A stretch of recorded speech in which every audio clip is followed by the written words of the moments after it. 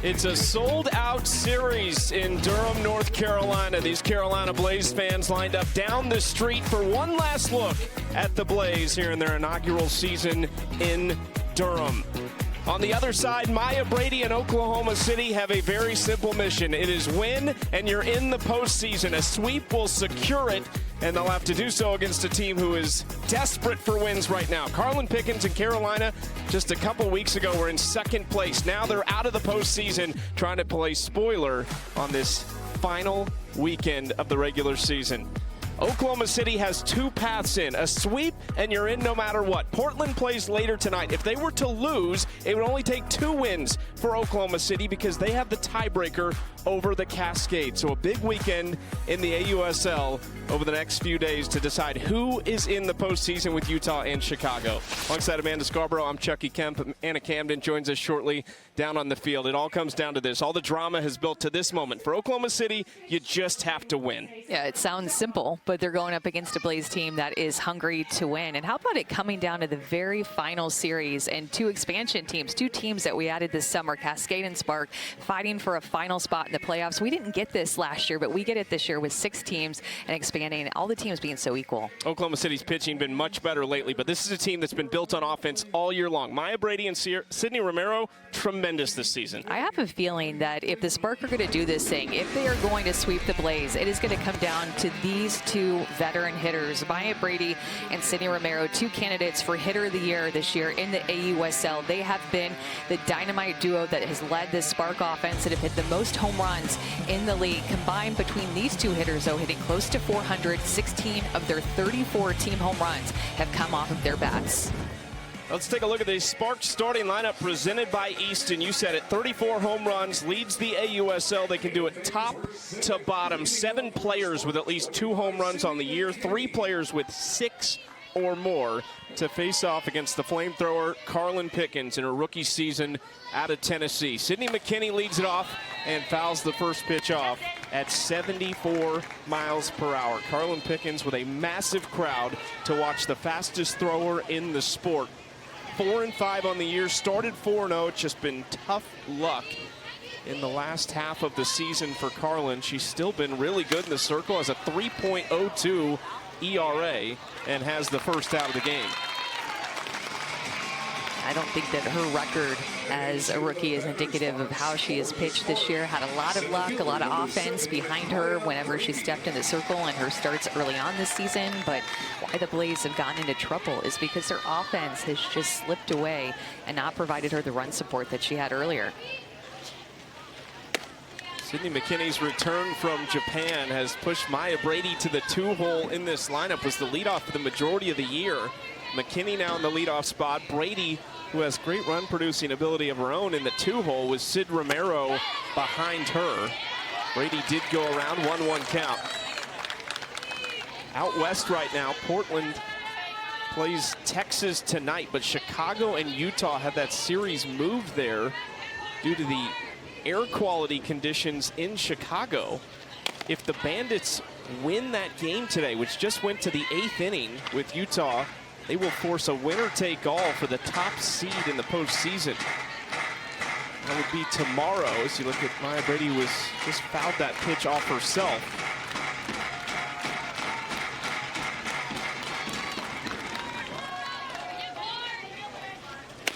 Brady swing and a miss. 2 quick outs for Carlin Pickens. She is working that changeup early and often to Maya Brady. Got her to chase it early in the count, throws it through the zone here. So you talked about her throwing 74, 75, 76, sometimes 77 miles an hour is what Carlin Pickens can step into the circle and throw. But she has a changeup that is very effective that she brings in at about 64 to 66 miles an hour that you can see already the first 3 hitters that she's facing. She's trying to establish that pitch early. That last pitch to Sid Romero was a changeup. Carlin has the 3rd best ERA in the league, 1st in innings pitched, tied for 1st in strikeouts entering today. Now she is chasing Montana Fouts, who is dealing right now against the Bandits. Here is Sid Romero. Takes outside, 2-1 count for Romero, who's on a 5-game hit streak, and in the last 5 games has homered 3 times, has doubled twice, and has driven in 7 runs. She'll have to face this Carlin Pickens drop ball. That's the pitch that she throws the hardest. 77, 76 miles an hour is what she can ramp it up to, and alongside that changeup, she stays more down in the zone, but she can go up with her rise ball every now and then. Throw it a little bit to raise the eye level of these hitters to be able to work down the zone with her drop and changeup. 3-2 from Carlin in front of a sold-out crowd, trying to go 1-2-3 right back to her. And there it is, 1-2-3 inning for Carlin Pickens to start things off for Carolina. Must-win game for OKC. Carolina has 3 of the top rookies in the league. Reese Atwood is one of them. 8 home runs, tied for the AUSL lead. 21 RBIs, also leads Carolina. She is in the 2 spot for this Carolina lineup presented by Rawlings, and the other offensive rookie that they drafted out of Arkansas, Dakota Kennedy, leads things off as she has started to heat back up in these last couple games. First pitch is down and in. They will face a rookie left-hander out of Columbia Station, Ohio, the Belmont star Maya Johnson, trying to set the tone in this series and trying to keep a trend going, Amanda, that is unique to this staff, because entering their last week or so, Game 3 against Utah started a trend of 3 consecutive complete games. The only other complete game prior to that was the opener of the season from Maya Johnson. And that is why they are in playoff contention, was that they had this turning point with their pitching staff, particularly with the veterans and Elena Vaughter and Jalen Ford and Maddie Penta, that have got them back on track to then support their offense, which has been so strong all season. But Maya Johnson, she was the ace of the staff early in season. This Spark team started without those 3 veterans that I just named. They were playing in the Japan Diamond League, so they got to the AUSL late. And this Spark pitching staff was all rookies. All 5 pitchers on their staff were rookies. And Maya Johnson, early on, was their ace, their go-to. You see how much they trust her, giving her the ball in this big game. Slow roller right side. Delaney Wiz standing in the line of Kennedy, tags her out for the first.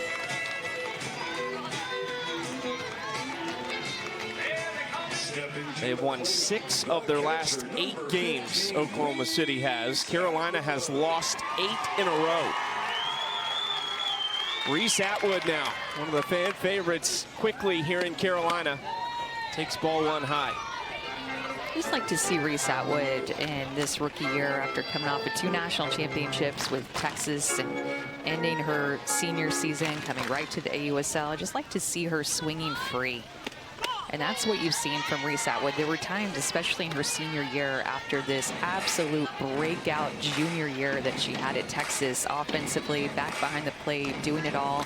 Top 3 finalists for National Player of the Year. And then your senior year, you could tell she was pressing a little bit. But I feel like it just seems, watching her, that this start to her professional career has kind of been a clean slate, where she's just being able to step up into the box and play free.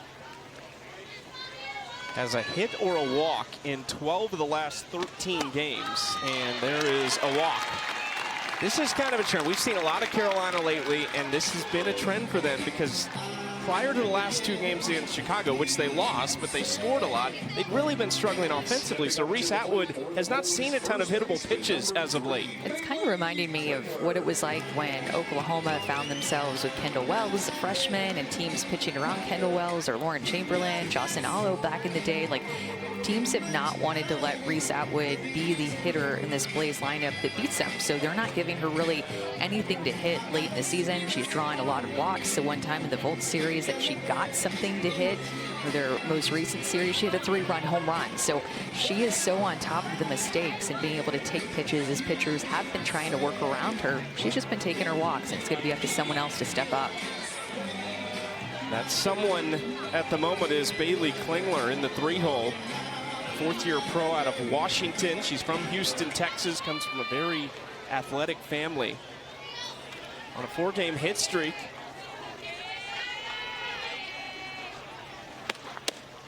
Maya Johnson is going to come from the left-hand side, and she is really established in her rookie year, her drop ball and her screwball. When she was at Belmont, all 4 years, she really lived on her rise ball, more up in the zone, really liked to get hitters to chase that pitch up and out. And there's a screwball there, but what she has done is completely changed the way that she has pitched these hitters as a pro to be more down in the zone. With the home run hitters that we have in this league, she's learned to lean more on her drop ball and her screwball to keep the ball down in the zone.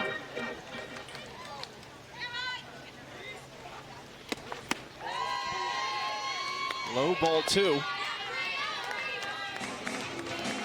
Maya's had really a solid rookie season, a 4.33 ERA. She's thrown 42 innings pitched, and when you look at the whole body of work, she just had a massive workload from the start because they had 3 pitchers in Japan, Penta, Vaughter, and Jalen Ford.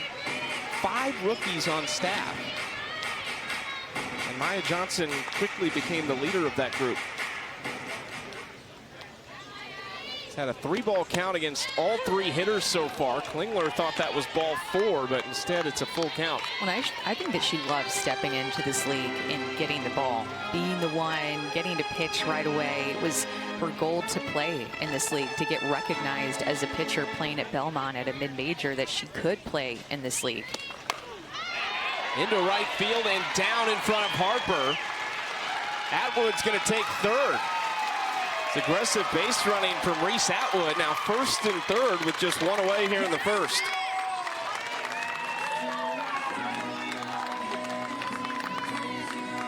Reese Atwood knew as soon as this ball hit the ground, she had to wait to see as it was put in the air if anybody was going to get to it. And then she was sinking 3 all the way, getting herself from first to third after that Bailey Klingler single. And the Blaze are in business, but Reese Atwood knew exactly what she wanted to do. Headed towards second. Texas and Carolina both eliminated from postseason contention. But you wouldn't know it without Texas has finished the year. Big win last night over Portland. And then Carolina trying to play spoiler here today. Nothing is decided with a Carolina win today. It would just give the keys back to Portland. They would be in the driver's seat. A win tonight, if OKC loses this game and Portland's in, the playoffs would be set. Swing and a miss from Valerie Cagle in the 4 spot and playing right field today. Familiar with this field, not playing college ball here, but at Clemson in the ACC.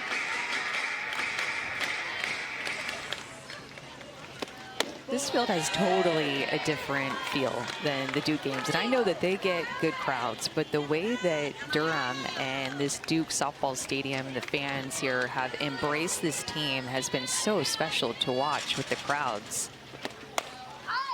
Cagle pops it up on the infield for Sydney Sherrill, and there's 2 outs.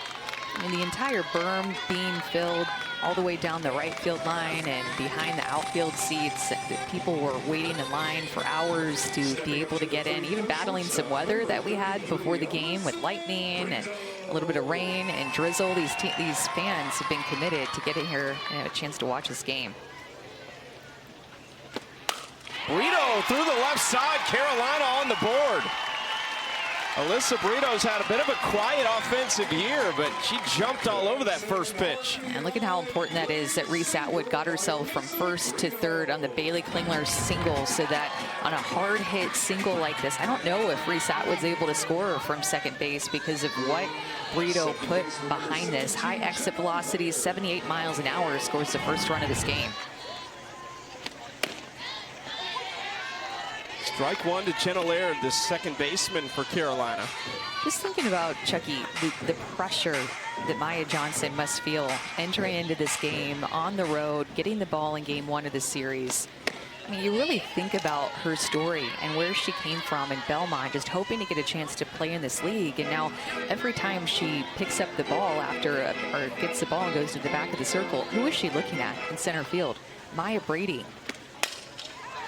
Ground ball to Romero, who flips to Sherrill casually, and Maya Johnson keeps it to just 1 run. But Carolina on the board. They lead it after 1. 1-0 Carolina over Oklahoma City after 1 inning in what at the moment is a must-win for Oklahoma City. They don't know what's going to happen later this evening in Portland, Oregon. We can tell you what's happening in Portland right now. Utah and Chicago playing there. Their series was moved there due to the air quality conditions in Chicago. That game currently tied 1-1 on ESPN in the bottom of the 8th, and there are now 2 outs, and the winning run is at third base. Chicago wins, and it forces a winner-take-all game tomorrow for the #1 seed in the postseason, which is essentially a first-round bye right to the championship. If Utah wins, they are the #1 seed. Delaney Wiz leads it off in the second inning against Carlin Pickens and takes the first couple pitches 1-1. No one is rooting harder for Carolina than the Cascade are.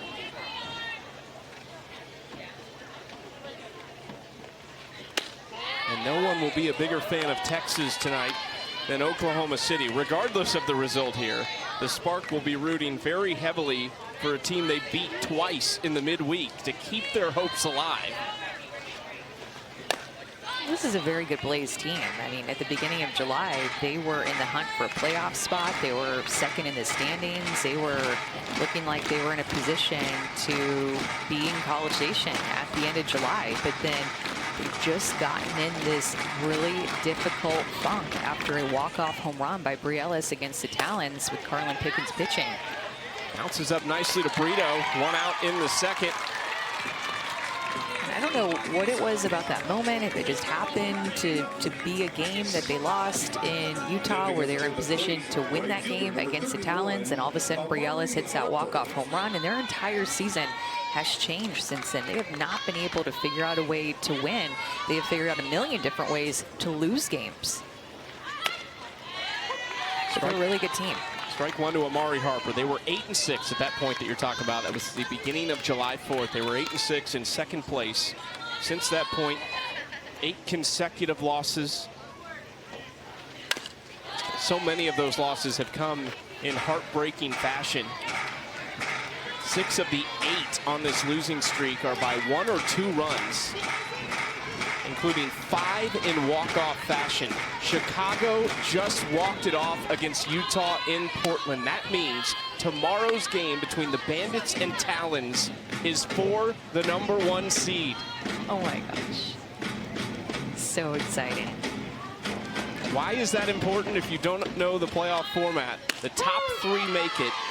2 and 3 have to play each other in a 1-game play-in game 2 days before the championship starts in College Station. #1 seed just awaits the winner of that game in a best-of-3 series. Number 24, Sydney Sherrill.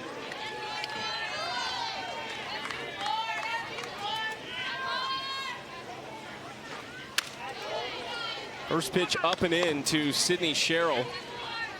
The final play in that Chicago game currently under review, so we'll keep you posted.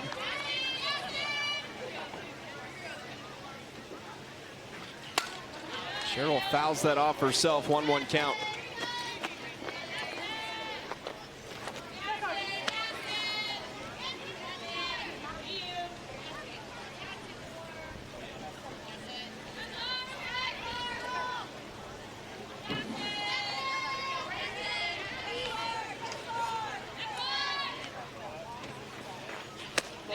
Inside on the 1-1 pitch. I like the way that Carlin Pickens is establishing her changeup already, and then also just the corners that she's hitting with their drop ball early in this game. I think the last few starts, or the last few appearances that she's had, when you look at her last 3 appearances, it's been 10 innings pitched, opponents hitting .325 off of her.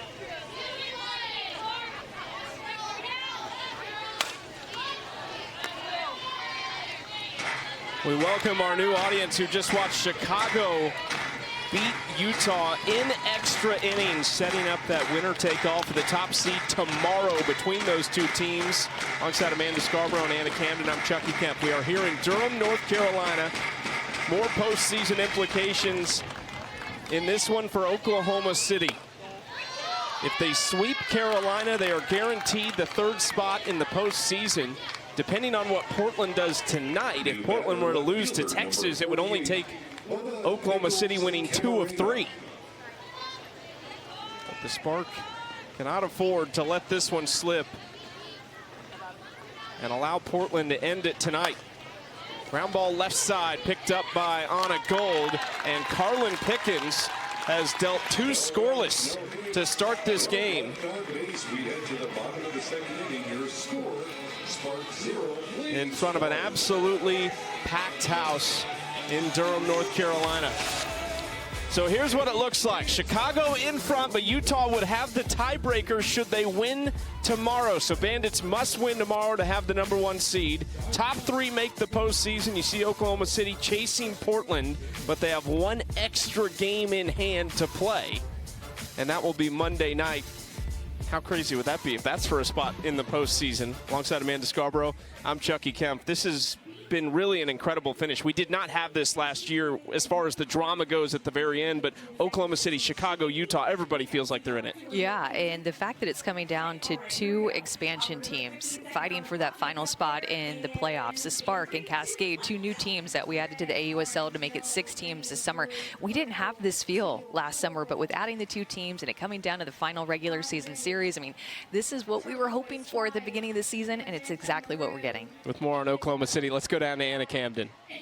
Yeah, like you guys just said, this game is make or break for the Oklahoma City Spark. This series is make or break, but head coach Amber Flores told me that for them, it's just business as usual. She said one of her favorite parts of this team is how level-headed they are. Today they did warm-ups as usual, scout as usual, pregame meal as usual, business as usual. But of course, there is a level of pride for this program in its first season with the AUSL as one of those 2 expansion teams. And she said they often talk about how what they do in this first year is going to set the standard for years to come. So inevitably, this is a huge series for the Spark, not just for a playoff berth, but for the future of the program and the precedent they want to set. We've got a pitching matchup that fits it with Carlin Pickens and Maya Johnson. It's the #1 pick in Pickens against the #3 pick in Johnson. We actually saw this matchup briefly this year in the college level. Belmont played Tennessee. Pickens actually left that game early with an injury, but they're both off to solid starts. Johnson gave up 1 run in the first, and now Kayla Kowalik, who has recently returned from the injured list, leads off the second with a base hit. A lot of pressure for a rookie in Maya Johnson. She's going up against Carlin Pickens, who's also a rookie, but she's getting to play loose and free. The Blaze know that they're not going to be in the playoffs, but for Maya Johnson, I mean, Amber Flores, their head coach, and their coaching staff decided, you know what, we're going to give Maya Johnson, the rookie, the ball in this must-win situation, and she has been so competitive this year in the circle. Gold lays down the bunt, and there was no chance to get her, and there's 2 on here in the second. And to think about the pressure that she is feeling as a rookie to try to help this team get to where they want to be, what Anna was describing, the setting the standard, the foundation for an expansion team, and having the belief from the coaching staff and the veterans that are playing behind her that she can be the one that gets the ball in this big game and get the job done. Umpires discussing something here. Amber Flores coming out of the dugout to talk to Alex Leap.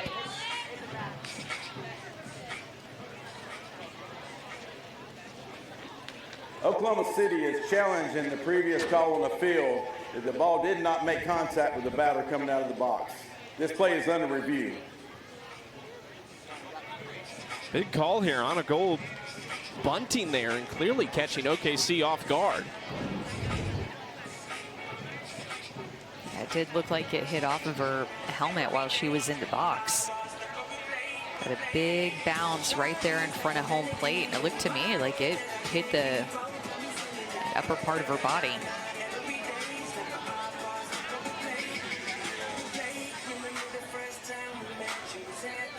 Wow. Although I don't see, I mean, we have a really good shot, slow-mo camera there. I did not see the spin of the ball change at all when it went up by her helmet. The first angle made it look like it did hit her helmet, but that angle with the ball not changing direction or spin, then maybe not.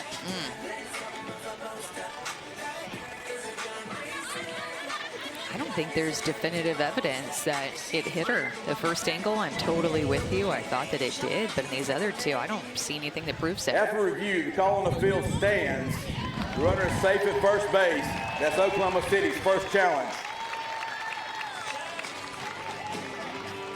Just the second inning, but every moment is just magnified with what's at stake for Oklahoma City. I think you can see it with Joe Evans and Amber Flores both coming out of their dugout, talking to this defense. Carolina already 3 for 5 in the game with runners on base. Aubrey Leach takes outside ball one. Aubrey had an interesting year offensively. She leads this team in walks with 10. But is only hitting .229 on the year. She's had a hit or a walk in all but 3 games. She is certainly a luxury, though, in the 9-hole and in a spot like this. When you know that the Spark are going to be quick to making pitching changes, being able to use their entire staff and maybe going one time through with Maya Johnson, trying to keep the Blaze off balance, or at least just see how she does the first time through the order. Jalen Ford currently warming up at the bullpen. Elena Vaughter was also up there just a second ago. So a couple of veterans that have good experience as professionals in the wings. We've seen them on numerous occasions. We got to call the home opener for Portland against Oklahoma City, a series that the Spark took 2 of 3 games in, and very much a bullpen approach in that. It was one time through, maybe a couple innings max, and they would move on. They re-entered pitchers in that as well.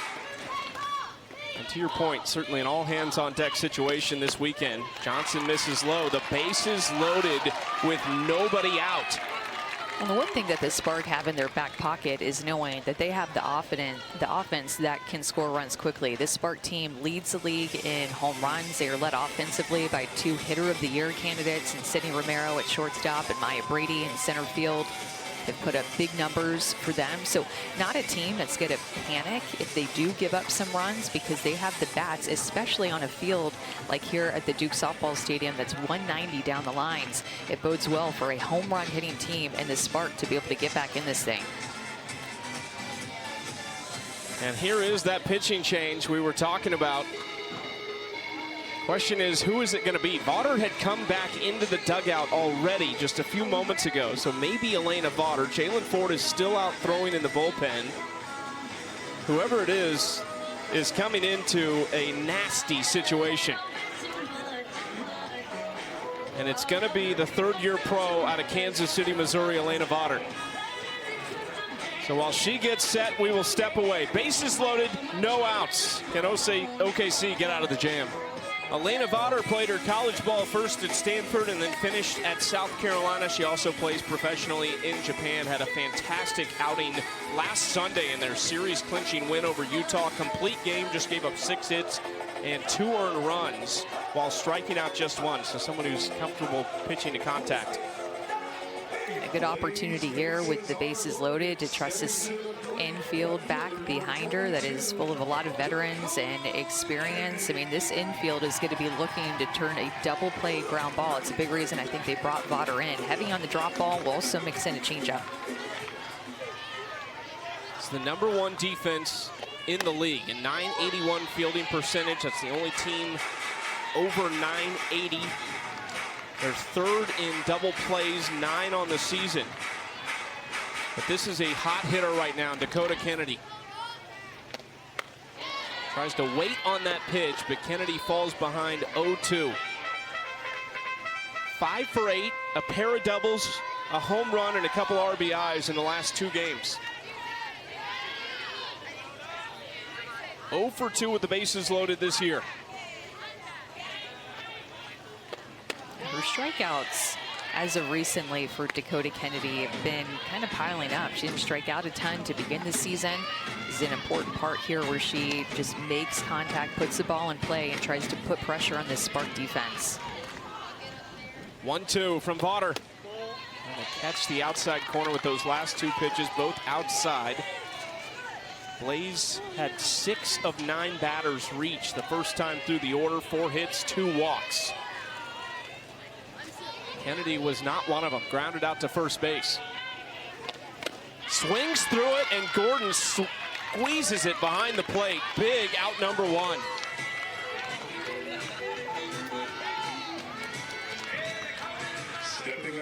And here is the most dangerous hitter in this lineup, Reese Atwood. 8 home runs, tied for the league lead, 21 RBIs. And what's been happening with Reese Atwood coming to the plate in the last 8 to 10 games that the Blaze have played, that their offense has really cooled off, but Reese Atwood hasn't. Teams have recognized that, pitched around her. They did the same thing in her first at bat in the first inning. She did not get anything to hit, but they don't have that option now. And look at Elena Vaughter going right at her. Change up for the first strike, drop ball outside, didn't get the call. But you can tell, I mean, there's nowhere to put her. She's going to have to find corners with her drop ball, and a chance to get a double play here with Reese up. Reese Atwood hit 74 home runs in her Texas career. Takes another off-speed pitch and falls behind 1-2.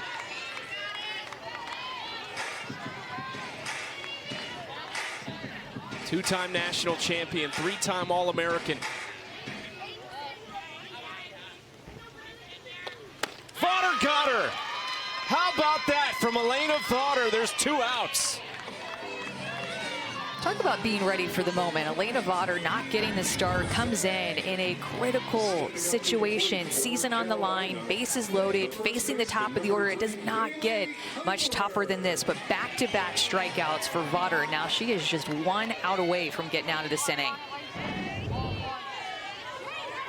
Here is Bailey Klingler, whose lone home run on the season was a grand slam in a comeback win over Oklahoma City. Well, there's actually going to be an action clock violation for that first, I'm not even going to say pitch, but first time, as now it's going to be a 2-0 count. She's only thrown 1 pitch, but there was a action clock violation called on her. Klingler ground ball scooped up by McKinney. Elena Vaughter comes in and slams the door shut in a bases loaded situation. 2 strikeouts and a ground out to keep it a 1-run game. 1-0 Carolina going to the 3rd inning, but the biggest moment in this game, we just saw it. Elena Vaughter coming in, and you can circle the bottom of the 2nd inning as maybe the biggest point in this game. And you have 1 job, throw strikes and get outs. Actually, that's 2 jobs, and she handled both of them perfectly. Attacked the zone, worked her drop ball, threw strikes right away. And the hitters that she faced in that inning were the top of the order for the Blaze, the 3 hottest hitters in their lineup right now, Dakota Kennedy, Reese Atwood, and Bailey Klingler, being able to get 3 outs for the first 3 hitters that she faced. No more runs put on the board. She had 2 strikeouts in 13 innings pitched, entering that outing right there, and just had 2 strikeouts to help herself out of that frame. How do the Spark respond? A top 2 offense in the league behind Chicago. They lead the league in home runs. Sarah Gordon to left field, right to another rookie in Dakota Kennedy.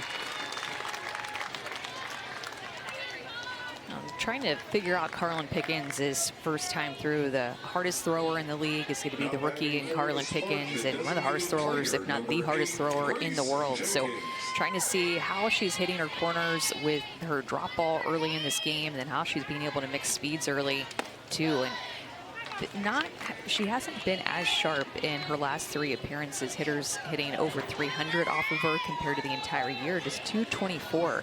And I think maybe getting a little tired, maybe leaving her drop ball over the heart of the plate more, but doing a good job with her drop ball and locating it so far. All these walk-off losses that Carolina has experienced recently. Carlin was on the field as the pitcher for 3 straight. And we talked about it all last week when we had them against Texas, but it wasn't that she was really throwing that poorly. She was a little down from her numbers to start the year, but overall was still one of the top arms in the league. It was just a lot of bad luck. Now, he's talking about this with a friend, but just think about how probably fatigued these rookies are feeling at this point. Like Reese Atwood back behind the plate, like Carlin Pickens in the circle, like Maya Johnson, who started this game for the Spark. They have been playing softball since February. And it's one thing to play softball since February, but when you're going into your senior year, like all of these rookies did, you have more pressure on you. You're fighting to win a national championship. You are trying to be leaders on your team. You're soaking in every second of the final college season that you're going to have. And so then you quickly turn around, most of these players playing at the Women's College World Series, and immediately come and play in the AUSL 5 to 7 days after your senior season ended. I mean, I'm kind of thinking that maybe Carlin Pickens and probably all the rookies are a little fatigued and just kind of running on adrenaline, knowing that the end of the season is near. 3-2 pitch to Grace Jenkins. And it's the end of the season is near, but the end of their softball summer is not near, because Carlin, Reese, a number of these athletes across the league will also suit it up in the red, white, and blue. A couple of events and a couple different Team USAs this year. Carlin and Reese will not be on the same team. There's another strikeout for Pickens, her third. Yeah, she's had one in every inning, a strikeout in each of the innings that she's thrown. She'll face the top of the lineup now, getting a chase by Grace Jenkins on that drop ball outside, well out of the zone.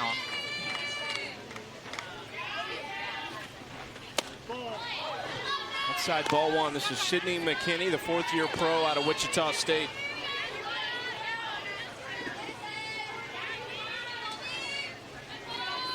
We welcome you to Durham, North Carolina. Big day for Oklahoma City. A win, and they guarantee they have an opportunity over the next couple days to make the postseason. A loss in Portland later today against Texas could finish off the playoffs. They could clinch that third spot. Chicago and Utah at the top of the standings alongside Amanda Scarborough and Anna Camden. I'm Chucky Kemp. Just a few days remaining in this 2026 AUSL season. In the air to left field, Kennedy coming toward the foul line and makes the catch.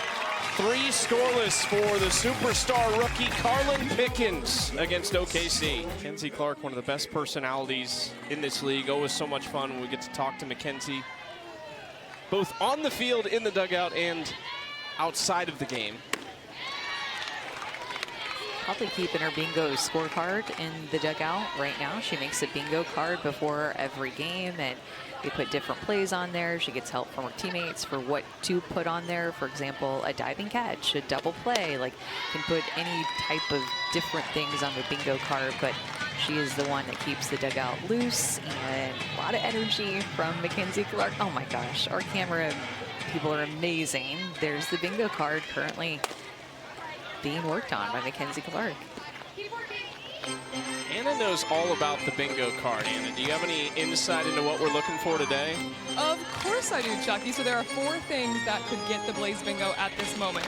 A home run, a double play, a diving play, or a PFP. And of course, Mackenzie Clark is the one keeping track of all that stuff down there in the dugout. Cagle lines out to McKinney on the left side. I saw PFP on there. That's the one that stood out to me. I'm always a fan of pitcher-fielder practice. Oh, yeah. It's not really practice if you're in it, right? I know, it is funny how we call it PFP in game, even though it's not practice, and that's what it's called at practice for short. Has that always been the terminology? Like back when you played, was that also a terminology? We did not use that. It makes me feel better because I was just enlightened about that like 4 or 5 years ago. Changed my life. Oh, I wonder why that became a thing.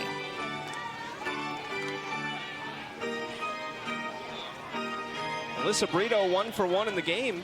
She delivered the only run, an RBI single in the left field on the first pitch she saw.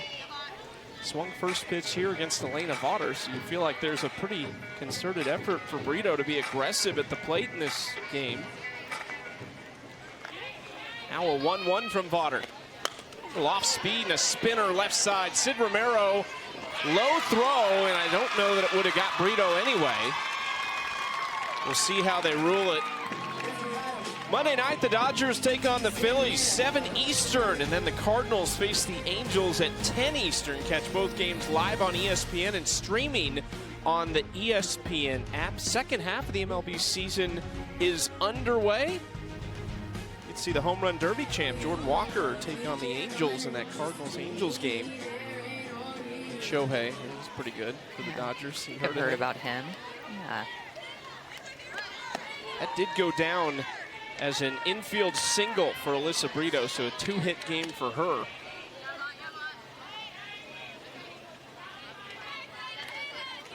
One on for Jenna Laird. Laird, hard ground ball. Wiz steps on the bag. The tag not quite in time. Brito in there under the tag of a fellow Sooner, Romero.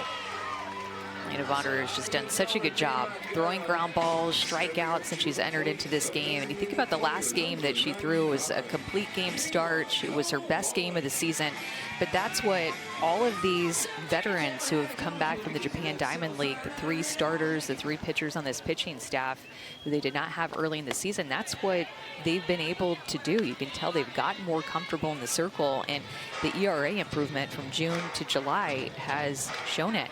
The Spark pitching staff just started with 5 rookies, but Votter being a big part of the pitching staff that came back from Japan. Romero on the move, makes the play to retire Kowalik. Elena Votter puts up another 0, and we are on to the 4th inning. Lone run of this game came back in the bottom of the 1st. Alyssa Brito bringing in Reese Atwood. That is how we got here. 1-0 Brito, a 2-hit game already. Carolina trying to play spoiler against Oklahoma City as we go to the 4th inning. Carlin Pickens has been perfect to this point, and she'll try to continue that against the top of this Oklahoma City order. Maya Brady will lead things off against Pickens. We also have a special guest joining us in the field, Bailey Klingler, the 4th-year pro. She's from Houston, Texas, played her college ball at Washington. Bailey, thanks so much for joining us. Thank you. Maya Brady will lead this inning off against Pickens. Yeah. Yes.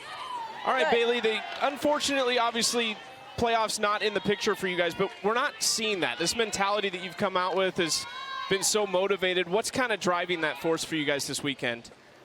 I think really it's just building our organization and what we want to stand for, you know, like when we know we're not going to have a playoff run, like we get to choose what kind of team we want to be. The team that kind of rolls over and says it doesn't matter, or do we want to get closer to our goal of just being the best versions of ourselves and kind of defining that. So we're just trying to be better every pitch, every game, and lean on one another. 1-2 pitch to Brady from Pickens. Oh. In the air to center, Maya Brady, a solo shot, ties it up.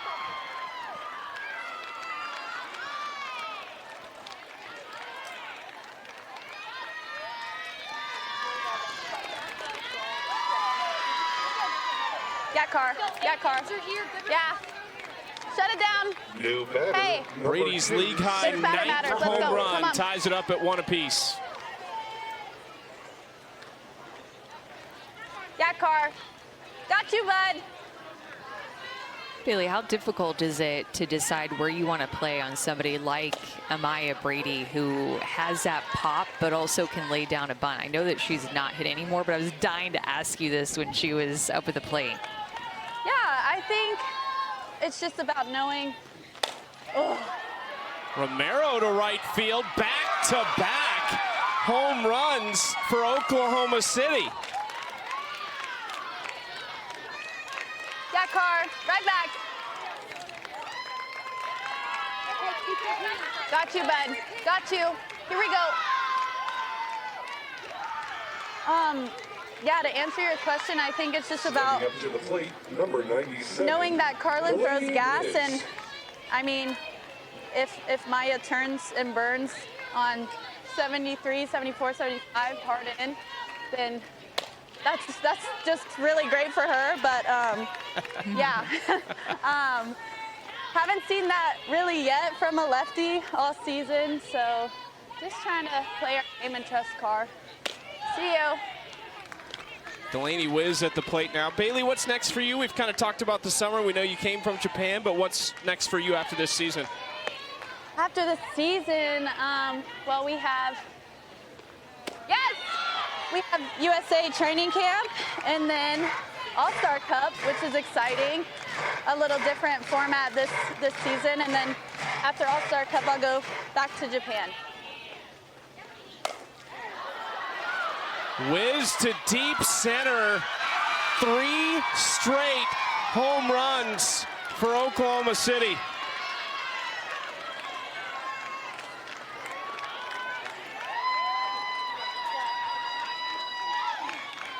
car.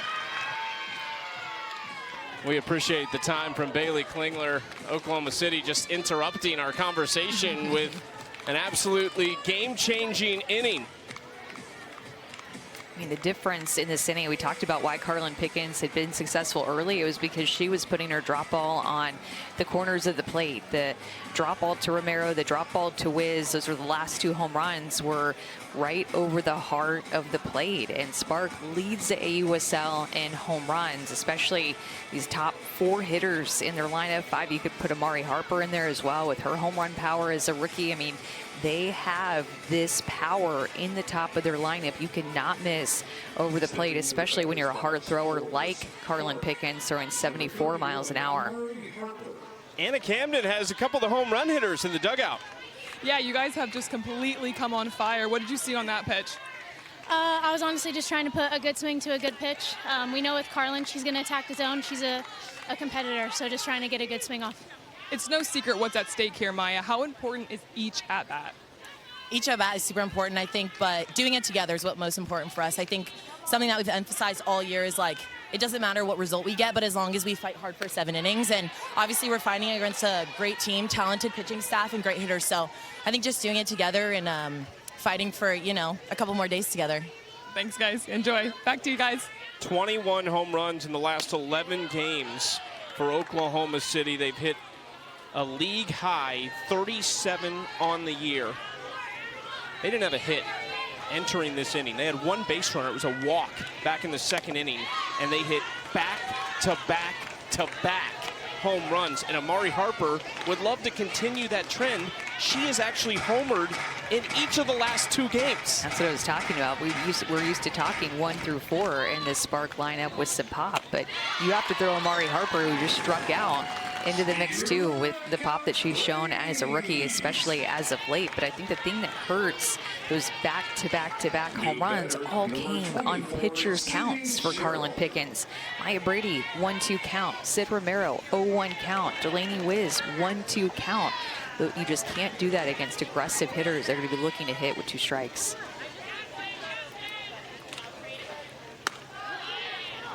Ball 1 high to Sydney Sherrill. Hitless in the last 2 for Sherrill after she had an 8-game hit streak with 4 multi-hit games in that span, hitting just under 300. Pickens missing outside. Oklahoma City has 6 qualified hitters hitting 280 or better, plus Sid McKinney, who entered today hitting 442.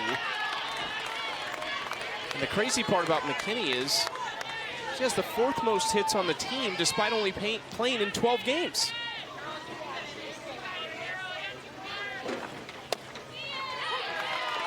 In the span of about 3 minutes, the playoff picture just completely changed. Not in the sense of wins and losses, but for 3 innings there, Portland kind of felt like, okay, maybe we will have an opportunity to end this tonight. And all of a sudden, here comes Oklahoma City.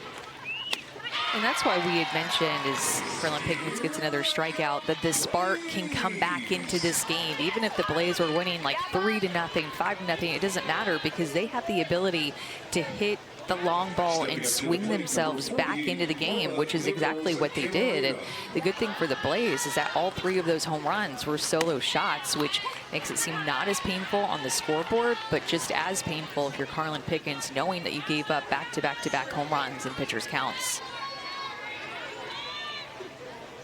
0-1 pitch to Bubba Nichols Camarena, strike 2. For our audience on ESPN, you're going to go to Las Vegas for the NBA Summer League Challenge at 5 o'clock. For our game here in Durham, we are going to go over to ESPN 2. So you can continue watching us on ESPN 2 for the remainder of this game. Foul ball off the bat of Bubba.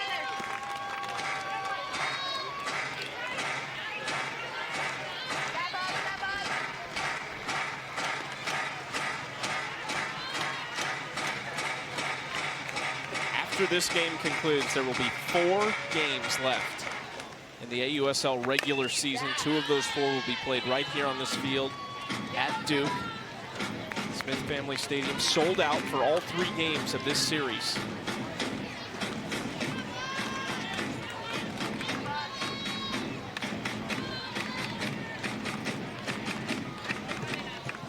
0-2 from Pickens.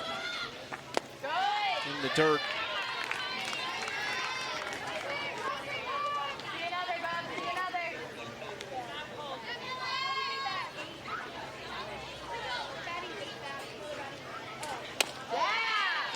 Has to be so frustrating for Carlin Pickens the way that this inning has gone down. I mean, she was looking so good first time through.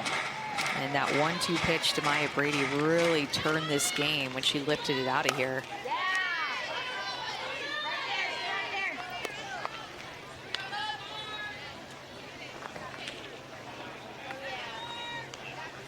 Between this inning and Elena Vaughter coming in with the bases loaded and no outs, these are the biggest moments in the game by far, especially Vaughter entering in relief when the Blaze could score more. And this very well, this 3 spot could have very well come in the bottom of the second for Carolina, and this would be a much different conversation right now.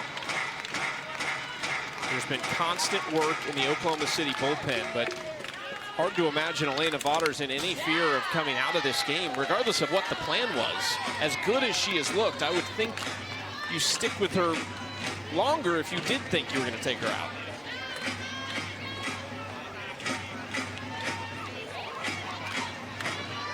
Two-two, great battle here for Bubba against Pickens. 3-2.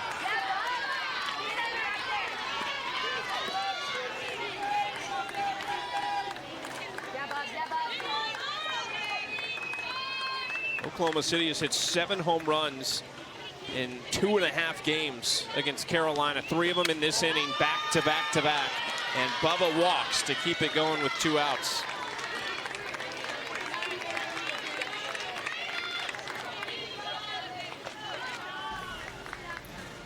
ESPN is the home of MLB.TV. Stream every out-of-market game live or on demand using the ESPN app. Blackout and other restrictions apply. For more information, go to ESPN.com/MLB.TV. Ball 1 inside to Sarah Gordon. The Blaze will have the top of their order coming up. It'll be 8, 9, and 1. A couple of energy players down at the bottom with Gold and Leach, and it's going to be up to them to get this crowd back into it when they have a chance to hit. I mean, this has felt like a huge blow to this crowd, to the body language of the Blaze out in the field right now, to Carlin Pickens. You can tell everybody kind of feels it, but knowing that they have a chance to answer back with 8, 9, and 1 coming up and a chance to get at Elena Vaughter in the circle. There's kind of a hum in the air this whole time.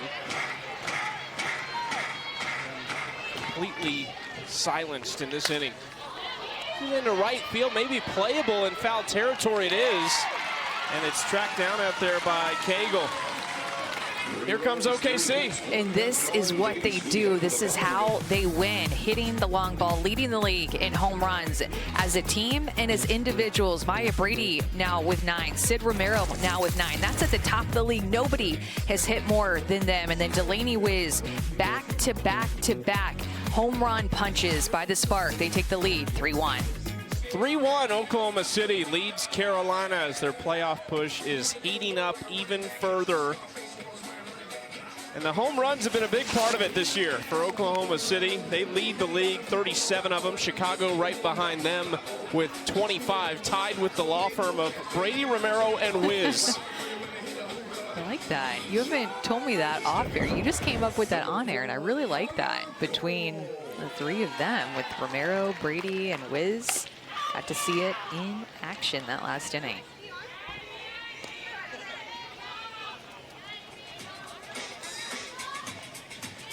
Showed a combination graphic between Sid Romero and Maya Brady offensively off the top. You could very well throw Delaney Wiz into that conversation. Now all of them have at least 7 home runs on the year. Romero and Brady have moved away from the pack at 8 and are now tied for the league lead with 9 home runs on the year. That matches last year's total. This is hit hard to left field, and that is gone. Anna Gold leaves the yard. Back-to-back games with a home run, her 4th of the year. On the field where she is the 2nd all-time leader in home runs in Duke program history. And that is what the Blaze needed. When Carlin Pickens was out there giving up the home runs and the team felt deflated, the fans felt deflated, we said, wait, Gold, Leach, and Kennedy, 8, 9, and 1 are coming up and could give this crowd the energy to get back in it.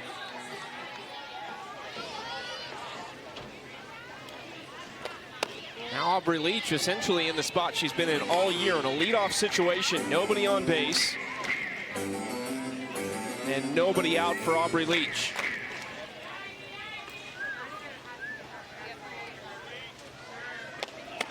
The home run hitter Anna Gold is with Anna Camden.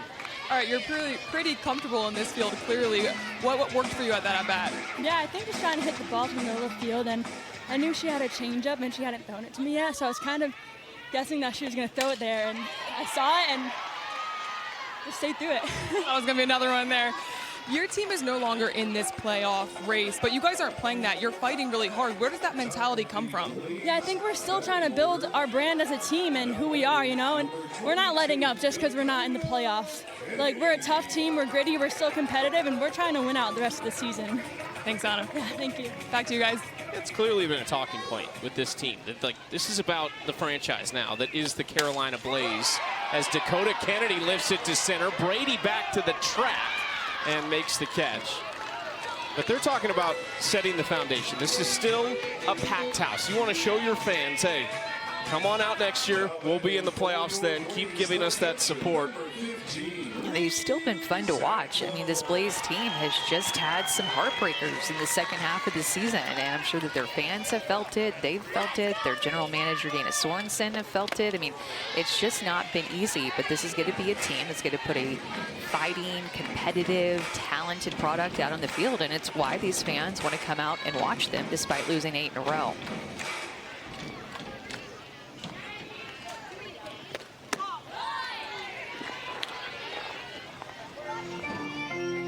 Reese Atwood trying to give her general manager sitting in the middle there, Dana Sorensen, something to get on her feet about and tie this game. 1-1 from Vaughter, ground ball right side. Sydney Sherrill is onto it. Vaughter gives up one, another home run. Well, and another one on a changeup. There is something about the way that Anna Gold is seeing changeups on this field where she is so comfortable but able to recognize them, sit back on them, and drive them over the left field wall. Anna Gold answers back with that one swing, another solo home run. Oklahoma City currently 4th in the standings. They have one extra game, though, to play than Portland. So it's really simple. All they got to do is match Portland's win total for the year or surpass it because they have the tiebreaker over the Cascade. All coming down until the end. Portland will play later tonight. So we had a triple header of softball, Talons Bandits. That was an awesome game. Went to an extra inning, and the Bandits ended up walking it off. And so tomorrow is an important game. That will be the series finale between the Talons and Bandits for first place, the #1 overall seed. Who gets a bye? Does not have to play that play-in game that the 2 and 3 seed have to play to get to the 3-game series. We do have a new pitcher. Carlin Pickens exits after 4 innings. Gave up the 3 runs, 3 solo shots back to back to back last inning, but she was lights out. She had a no-hitter through 3. The last inning was tough with the 3 home runs and the back-to-back strikeouts after it. So a little bit of everything for Carlin Pickens was felt, but the lead was surrendered. And Keilani Ricketts, the veteran, will enter into this game for the rookie. Keilani's numbers, ERA just over 4 on the year, 2-5 record, gets Jenkins on strikes. Not just obviously the left-hander versus the right-hander and the differences, but Keilani is such a unique delivery compared to Carlin Pickens. Yeah, just so different. And I think that her unique release, with the way that she gets to her release point, it hides the ball, especially from left-handed hitters, but right-handed hitters alike. And like that last pitch that she struck out Jenkins on had 10 inches down of vertical break. So if it's kind of hidden at the release point and it's breaking almost a foot down, lefty on lefty matchup, that's going to be tough to get your barrel to. This is back to the top of the order. Sydney McKinney and Maya Brady due up next to face Ricketts. Keilani enters at a spot where she will face the 3 consecutive lefties before Sid Romero and Delaney Wiz. 0-2 to McKinney. Just misses outside. Not heard anything to think that Keilani Ricketts would not return next year, and if she does, that would be her 15th professional season. Finished her college career at Oklahoma as a back-to-back USA Softball Player of the Year in 2012 and 2013. She was the first player in Oklahoma history to win that award. And she has just been so consistent and reliable. They have leaned on her a lot in relief. They trust her in high leverage moments. They trust her to follow, because she is so unique, to follow a lot of the other pitchers on their pitching staff, because it gives such a different look. Popped up, easy out for Anna Gold in foul territory. 2 away for Ricketts.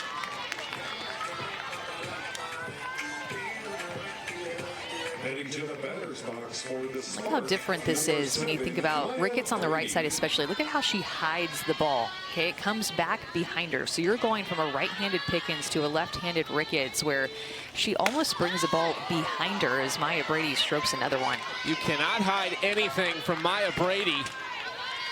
A home run her last at bat, a double this time off Ricketts. And Oklahoma City, an offense that is one of the best in the business with 2 outs, is back at it again. Number 2, Sydney. And Maya Brady looking early in the count. Look at her stay on this pitch that is moving low and away from her. That is still a little bit off the end of her bat. Chucky, that exit velocity was 80 miles an hour on a pitcher's pitch moving away from her. She barreled it up to the right side. She is just different.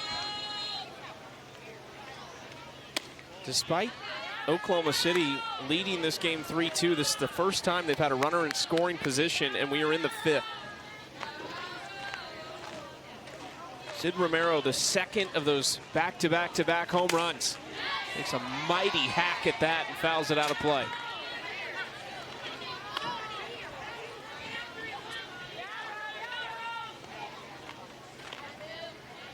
Sydney looking for her 12th multi-hit game of the year.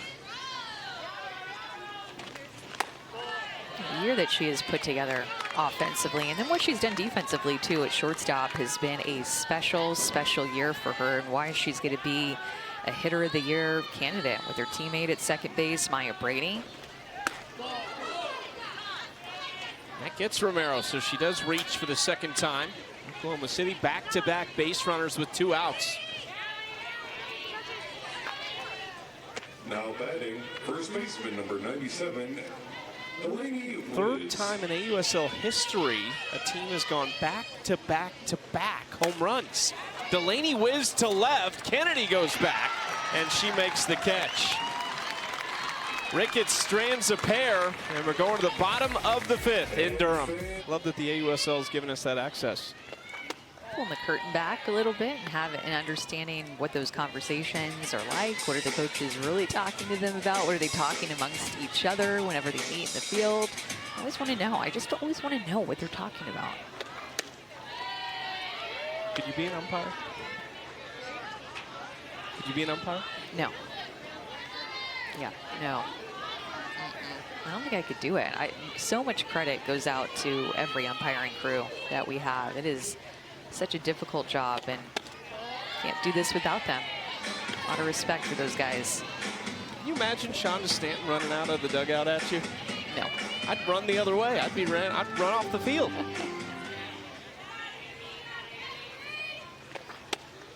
There's strike one. Shonda, the head coach of the Chicago Bandits, has been an excellent addition, as have all the coaches this year. All new head coaches in the league. Amber Flores actually has been the Oklahoma City head coach since the franchise's inception a few years ago. But this being their first year in the AUSL, so her first taste of it as well, as Bailey Klingler leads off the 5th inning with a base hit.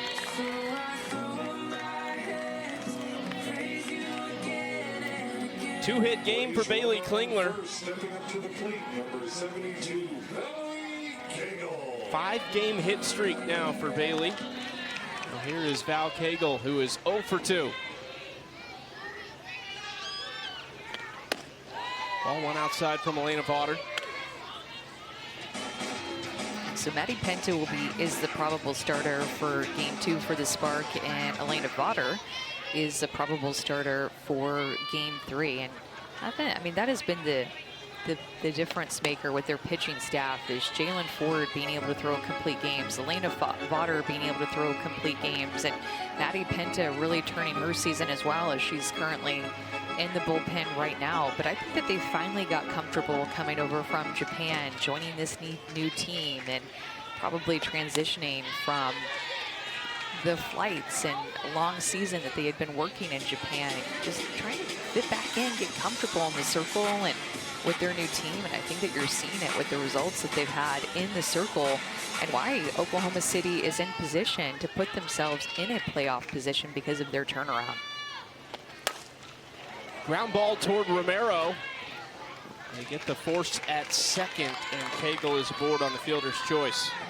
Because in June, Oklahoma City was giving up a lot of runs, a lot of earned runs. And then in July, their pitching staff has really started to figure this thing out. And you talked about it. They have the best defense in the league. They've only committed, what, 8 or 9 errors the whole year. This is a trustworthy defense that has been backing up their pitching staff and not allowing as many runs as what they were doing in July. Flores coming out. This might be a pitching change coming. There's the numbers: 5 and 9 in June, a 5.57 ERA, but in July, 6 and 2 with a 3.63 ERA. They have held their opponents to 3 or less in their 6 wins over the last 8 games. They're 6 and 2 in the last 8 games and have held their opponents to 3 earned runs or less. It's the lefty Jalen Ford who will enter this game. Bottom of the 5th, 1 out when we come back. Here is the lefty Jalen Ford, the 11th year pro out of Hot Springs, Virginia, played her college ball at James Madison. She is part of the 3 consecutive complete game wins that Oklahoma City's put together. Hers came on Tuesday over Texas, scattered 9 hits and gave up just 2 earned, but struck out 8. And that's really what she can do, Amanda. Her strikeout numbers well above 1 per inning. Yeah, when she is on, she's on. She's getting a lot of swings and misses, a lot of chase with her curve and her rise. She's looked good, really good at times. Brito to left field, blasted! And Carolina jumps back in front.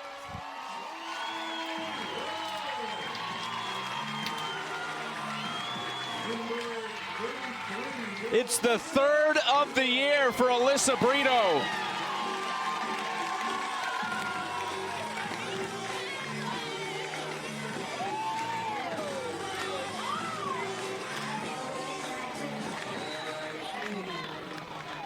Stepping up to the plate, number 17. Yeah, she got all of that. Welcome to the game, Jalen Ford. Here's Alyssa Brito, bomb.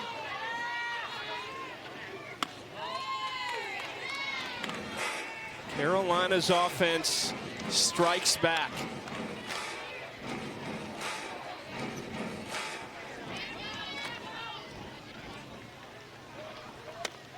OKC is on the ropes.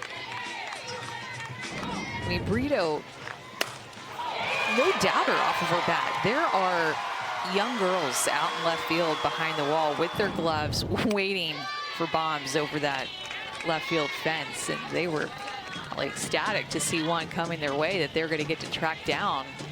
I didn't know if it was going to get stuck in that tree behind left field, but 190 down the line, it didn't even matter. 260 off of her bat. Laird strikes out. There's 2 away. That'd be devastating for Jalen Ford.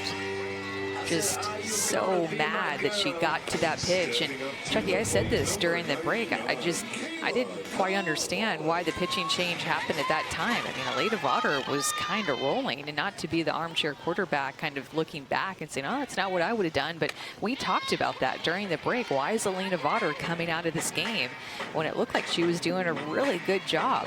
Just seemed like it was too quick to pull Vaughter out of this game to me. 0-1 from Ford. Let's go down to Anna with Alyssa Brito. Alyssa, 3rd home run of the year for you, and it was a big one. What'd you like about that pitch? Yeah, I was just really looking for something high velo, and Jalen Ford's one of those that is always competing every pitch, so I knew I had to be on time if she was going to come in, and just got my barrel out. How quick did you have to make that adjustment, seeing her step into the circle?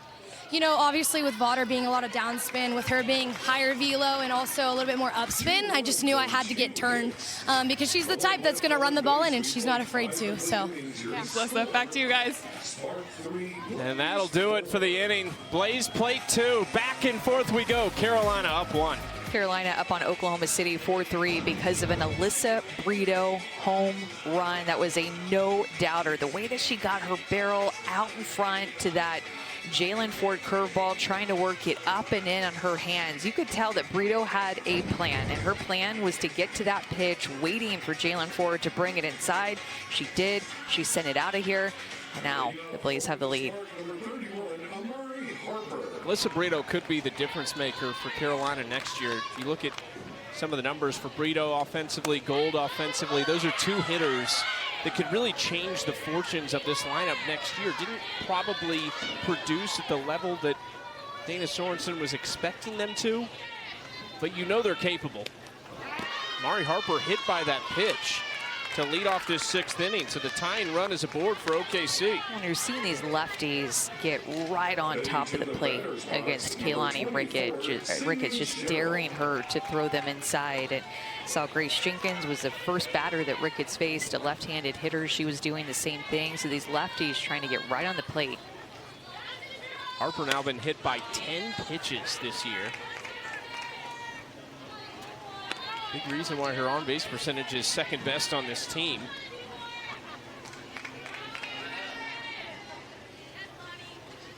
Sydney Sherrill, 0-1 count from Ricketts.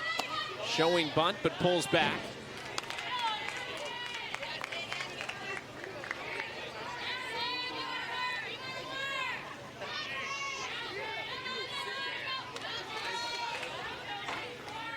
And it must be fun for this Spark team. I'm just imagining being a player and feeling like you're playing for something again. This Spark team existed last year in a different league, in a different way, joined the AUSL as an expansion team.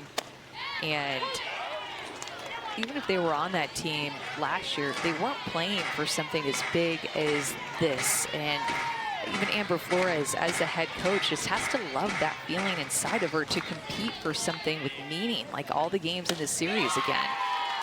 Sherrill goes down on strikes, and there's 1 away here in the 6th. Amber Flores actually talked to us about that, about the league as a whole. She talked about the resources that they have as far as the analytics and the data and the video that they can use to prep for these teams and scout, but also just the level of competition, and somebody who has been a great competitor as a player back in her day at Oklahoma, but now as a coach, and she's loving every minute of this. To show up to the field and think something is at stake, not just a win or loss, but playoff implications and competing with each other for more and history. I mean, the first year of this league was just last year. The Talons will always have the first championship that's won in the AUSL, but it's going to be even cooler to have another first because you'll win a championship with 6 teams in the league this year for the first time. So continuing to have first in the AUSL, as this is still a really young league, and these games matter. The playoffs matter. You want to be a part of it in College Station at the end of July. Foul ball, Bubba Nichols, Camarena at the plate, and a 2-2 count against Ricketts. A loss does not end Oklahoma City's hopes, but it would give Portland a chance with a win tonight to book their ticket to the playoffs. Remember, one swing can do it for the Spark. Lead the league in home runs. Can't stress that enough. All 3 of their runs have been scored by the long ball. One swing gets them back into it. Not only back into it, gives them the lead. And this field is shorter down the lines. 190 to left, 190 to right. Makes it a little bit shorter, I believe, too, to center field. So that is the type of ballpark that the Spark want to be hitting in for moments like this. Bubba to right field. Cagle going back and makes the catch. There's 2 outs. Sunday on ABC, the WNBA season rolls on. The LA Sparks take on the Dallas Wings at 1 Eastern, with Countdown kicking things off at 12:30. Catch all the action live or stream on the ESPN app. How That matchup was a little matinee in the WNBA. It is tomorrow on ESPN. AUSL regular season comes to a close Monday night. We will have the final game of the regular season, the only game that day between Oklahoma City and Carolina. The question remains, will it be for something? Will Oklahoma City be playing for a spot in the postseason? Into left field, Kennedy couldn't quite get up to it. A 2-out base hit for Sarah Gordon. Well, this becomes the biggest out in the game right here. Grace Jenkins is not going to come up to the plate. It's going to be Haley Lee, but this is a massive hitter for Kaylani Ricketts to go up against. Haley Lee, who has found herself in more of a reserve role in the last couple weeks of this season with the addition of Sarah Gordon, who has been doing a lot of the catching, has moved Delaney Wiz over to first base. Haley Lee's had a tough year at the plate, but she's got a lot of power and comes through on the first pitch. Joe Evans will hold Harper at third base, but job done for Haley Lee. Because now you have to face the top of the order for the Spark, and Sydney McKinney will come up. She has been quietly one of the best hitters in the AUSL both seasons, kind of flies under the radar with Brady, Romero, and Wiz and their home run power, but hitting for average, clutchness. Look at over a 400 batting average. This is a big pickup for the Spark in the expansion draft. McKinney and a rare 0 for 3. First pitch swinging, she is speedy. Got to go to second for the force, and Carolina gets out of it. Kaylani Ricketts strands the bases loaded. To the bottom of the 6th we go. Blaze up 1. The first pitching change worked for the Spark. Elena Votter entered in relief with the bases loaded, no outs. Got 2 strikeouts and a ground ball out to get out of the inning. The Spark had the lead at that point. Then in the 5th inning, they decided to pull Elena Votter out of the game with a runner on, and Jalen Ford entered to face Alyssa Brito, who hit a 2-run home run off of her. The first batter Ford faced. Brito took her yard and gave the Blaze the lead. Just the 5th time this year Carolina has hit multiple home runs in a game. They've done it in back-to-back now. The question is this one going to be a win? Last time out was their 8th consecutive loss. They are 3 outs away from severely damaging Oklahoma City's postseason hopes. They have a chance to get some insurance here in the bottom of the 6th. Anna Gold, one of the home run hitters. Big cut for strike 1. How about all these close games that we've had the last 2 weeks of season? It has made things very interesting. So many walk-offs, 1-run games, 2-run games. The majority of the games have been close games, just like this.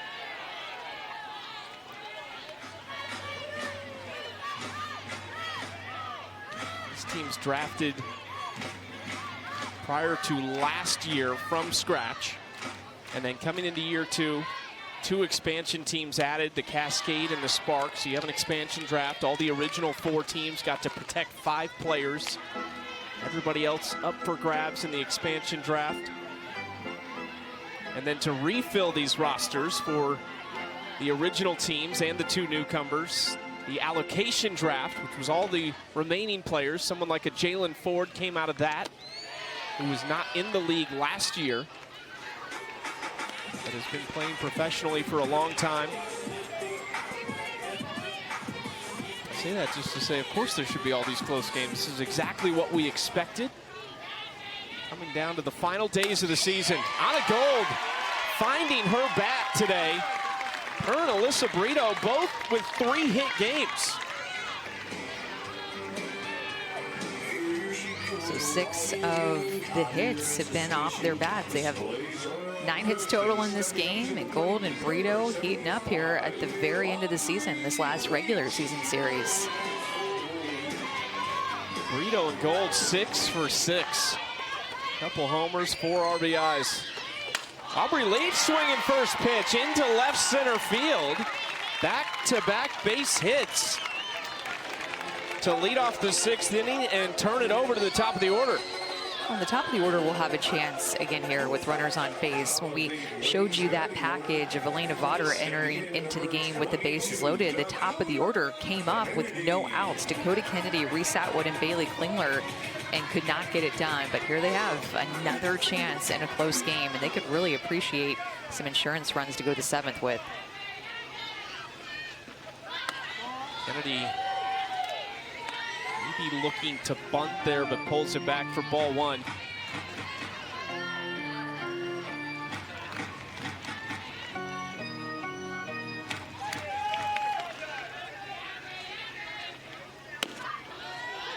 Strike 1 on the very outer corner of the plate. Kennedy trying to make it 3 straight games with a hit.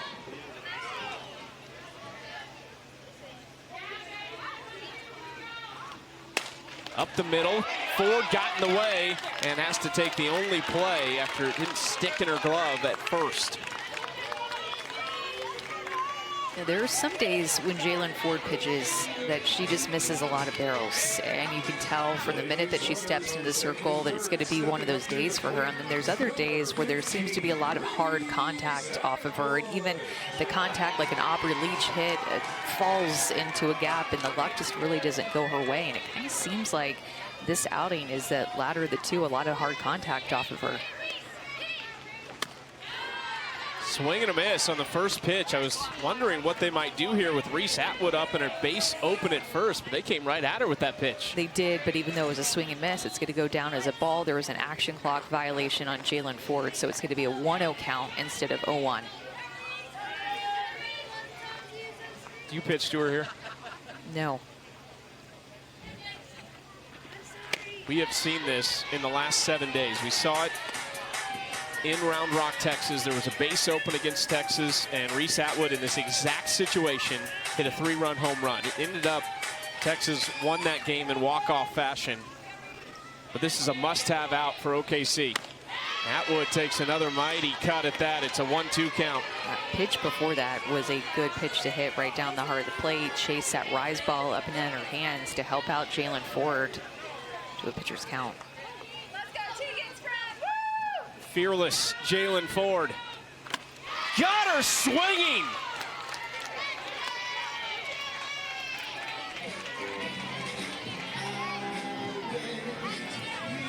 No need for the open base at first.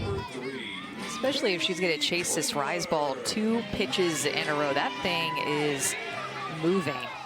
5 to 6 inches of up break. That's a nice pitch by Jalen Ford to get the home run hitter Reese Atwood. Klingler off the handle over to first. Wiz makes the play.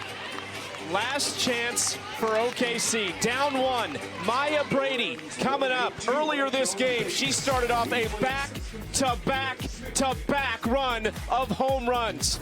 Can she do it again? It's Brady, Romero, and Wiz coming up next for Oklahoma City. Sold out crowd at Smith Family Stadium in Durham, North Carolina, hoping the Blaze are going to play spoiler for Oklahoma City, who is a game back of Portland for the final spot. If they lose, Portland can clinch the final playoff spot tonight against Texas. First pitch of the 7th is in there for strike 1. If you asked Amber Flores, the head coach for Oklahoma City, you get 1 pick in the world. Who do you want at the plate? Down 1 in the 7th. I think she would tell you Maya Brady. 1-1 count.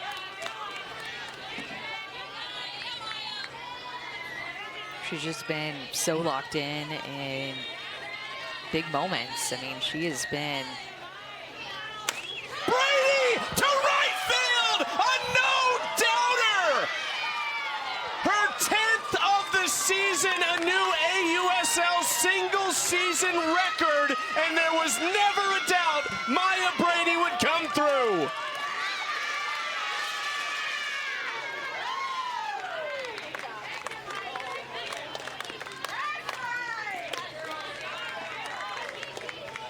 It is so quiet now at this field.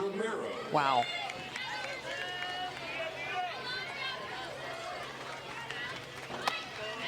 Tied up at 4 apiece in the 7th.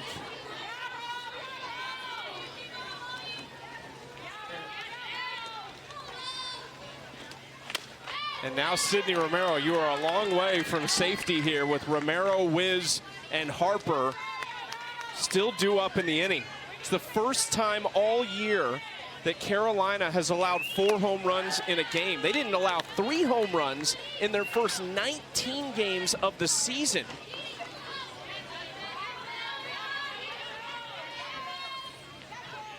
Two-one pitch to Sid Romero. Off the end of the bat to shallow right, Jenna Laird makes the catch. Anna Camden with Maya Brady. Maya, you just set the single season home run record in the AUSL, tied the game. Take us through that at-bat, because it was a big one. Yeah, I respect Kaylani so much. I've looked up to her for a long time, and she's just a competitor. She has really nasty stuff, but just keeping it really simple. Just trying to do something for AV. She pitched a great game, and Jalen came in and I shut it down. So just trying to stay aggressive and stay within myself and make things happen. Thanks, Maya. Back to you guys.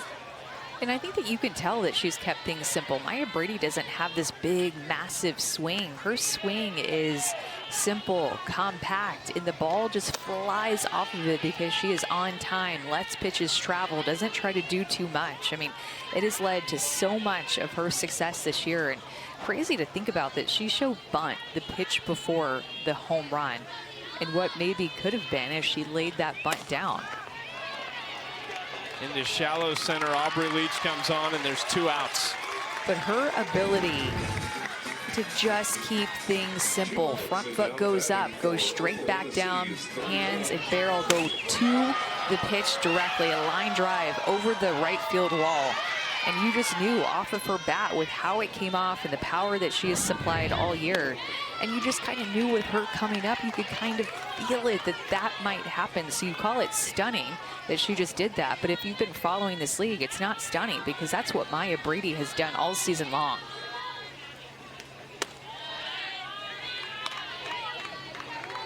Ten home runs, Amanda. She missed 4 games, and the majority of a 5th one. Now out in front, alone in first place in the league with 10 home runs. Sydney Romero, her teammate, right behind her with 9, who also homered in this game. This Oklahoma City team has 38 on the year. It's an AUSL high. Ground ball right side. Jenna Laird makes a nice play on the move to retire Harper.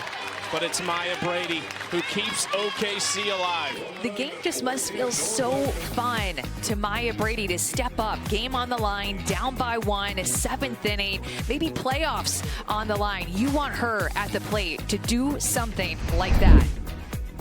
Here's the rest of the regular season schedule in the AUSL. Tonight, 10 Eastern on CBS Sports Network, Texas and Portland Cascade.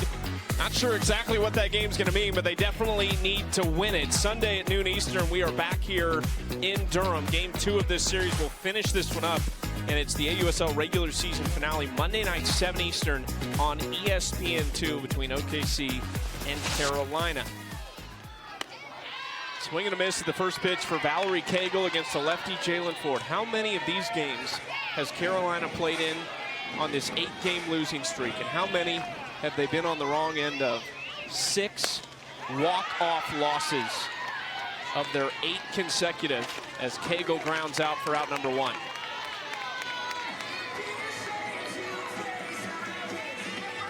We've already had 1 extra inning game today between the Talons and Bandits. Are we going to get another one, or is Alyssa Brito going to have a little something to say about that? 3-hit game for Brito, first of the year. And hit her 3rd home run of the season, her last at bat off Jalen Ford. She was the first batter to face the lefty in the circle.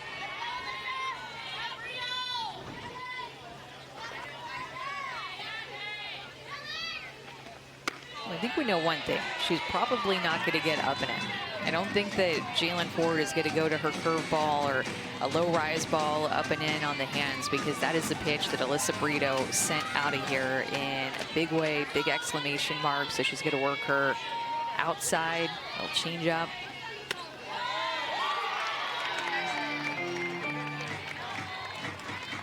Quickly behind in the count, 3-0.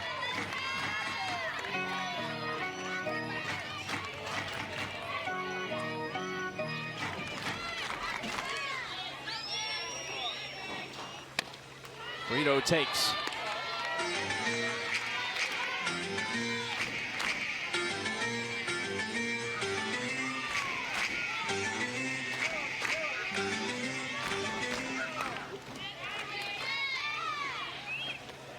Brito back up the middle, and she gets Carolina going. The winning run is on first base.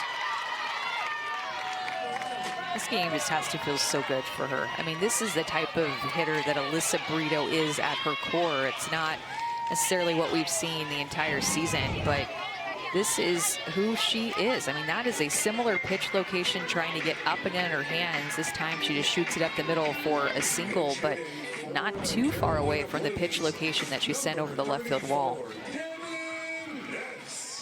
Pinch hitter is going to be Devin Netz. Former Big 12 Player of the Year, two-way star at Arizona. Oklahoma City going to talk this over in the circle. Again, the Sparks season and postseason hopes do not end with a loss here.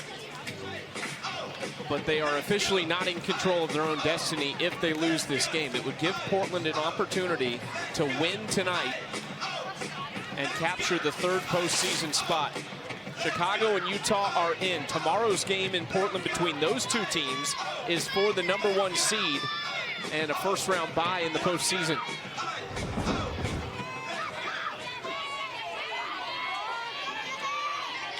Brito on first for Devin Netz.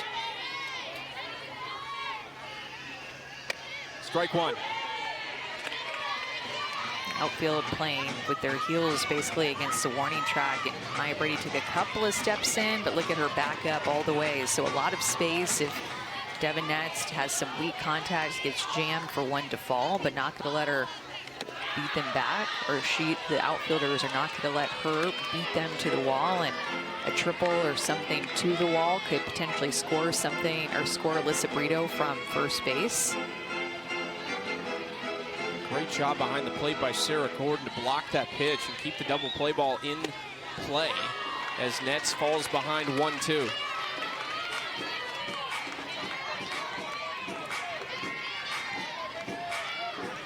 "11 hits, ties a season high for Carolina." Netz fouls that off. They very well may be one more base hit into a gap away from walking this off against OKC.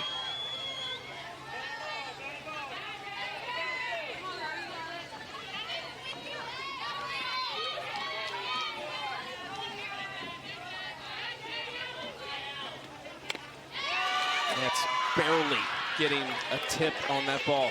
Just spoiling it for a chance to get another pitch here.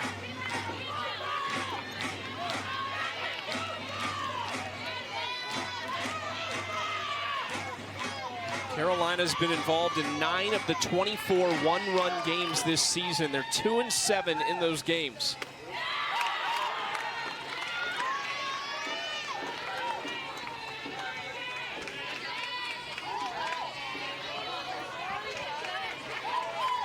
One of those 2 wins actually came against Oklahoma City at Oklahoma City a few weeks ago. Just misses 3-2.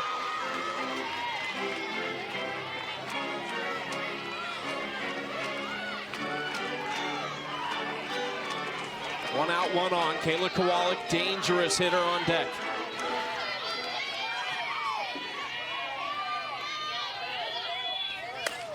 Netz into right field, down for a base hit. And Brito will stay put at second base.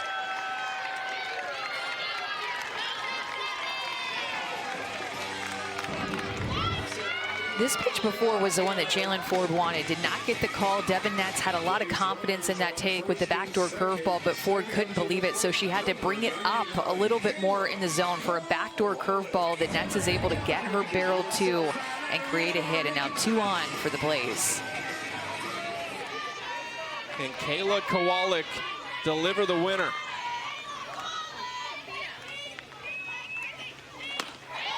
behind that first pitch from Ford at 68 miles per hour for strike one. Kowalik missed significant time on the injured list. This is just her 10th game played, but entered this series hitting .400. 1 for 3 in this one. Did she go? She did not. And Jalen Ford gets good chase on her pitches up in the zone. She struck out Reese Atwood on a rise ball, got her to chase that pitch out of the zone a couple of times. Saw Kowalik do it. She's going to have discipline against that pitch to have success in this AB. Outside corner that time for Ford for strike two. We talked about the big strikeout numbers. This would be the opportune spot for one if you're a Spark fan. Winning run on second base.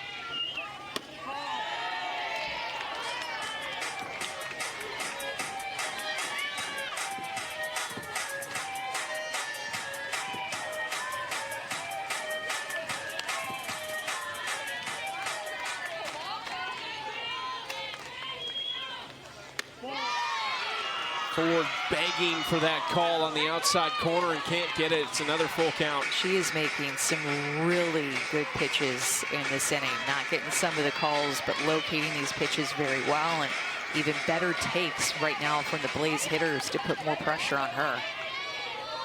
3-2 to Kowalik. Kowalik pops it up shallow left. Bubba Nichols-Camarena makes the catch, 2 outs.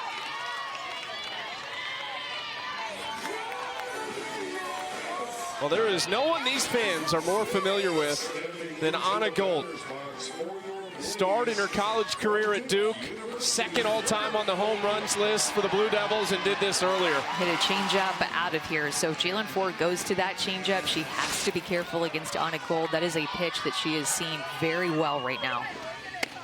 Takes strike one. Gold with a 3-hit game, her first since June 10th. That was the second game of the season.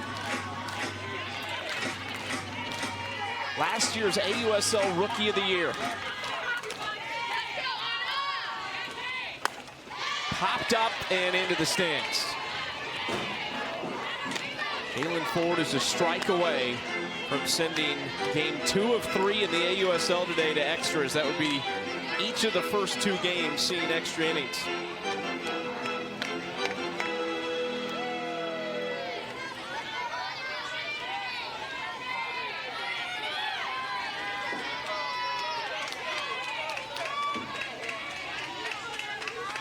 Oh, 2.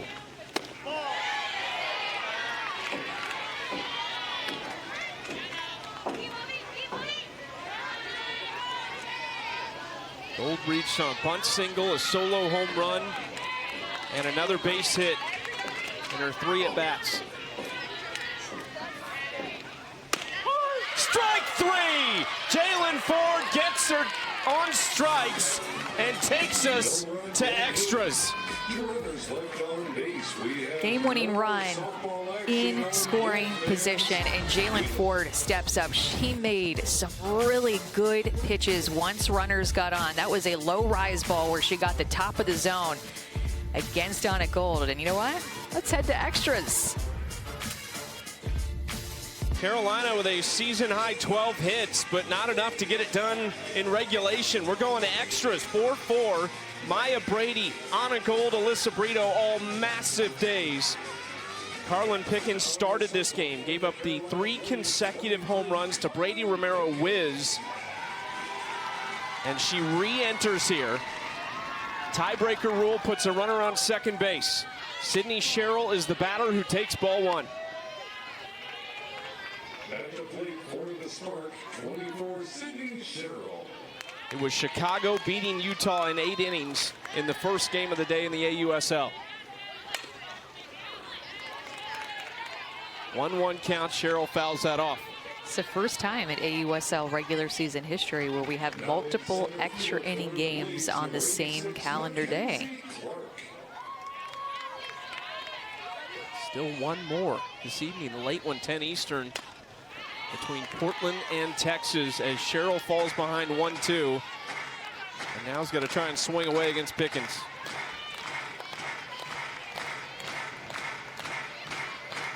Harper on second, Cheryl, Nichols, Camarena, and Gordon due up. Cheryl goes down on strikes. Feels like it's even tougher there against Pickens. I was just about to say, it is just so much harder to face Pickens after you faced Kaylani Ricketts. So to go back and forth, they are just so different speed-wise and left-handed and right-handed. I mean, this is a tough task for Spark to adjust back to Pickens. Bubba Nichols, Camarena in a 1-0 count.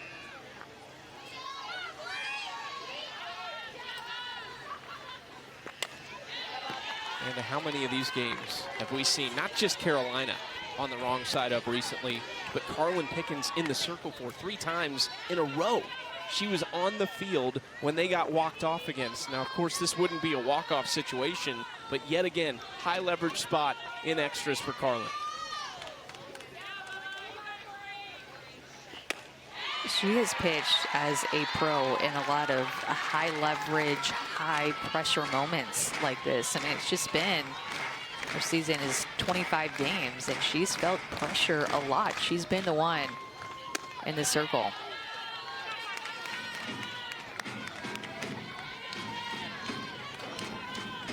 Entered the weekend leading the league in innings pitched, top 5 in all the big pitching categories. This is low, full count now to Bubba.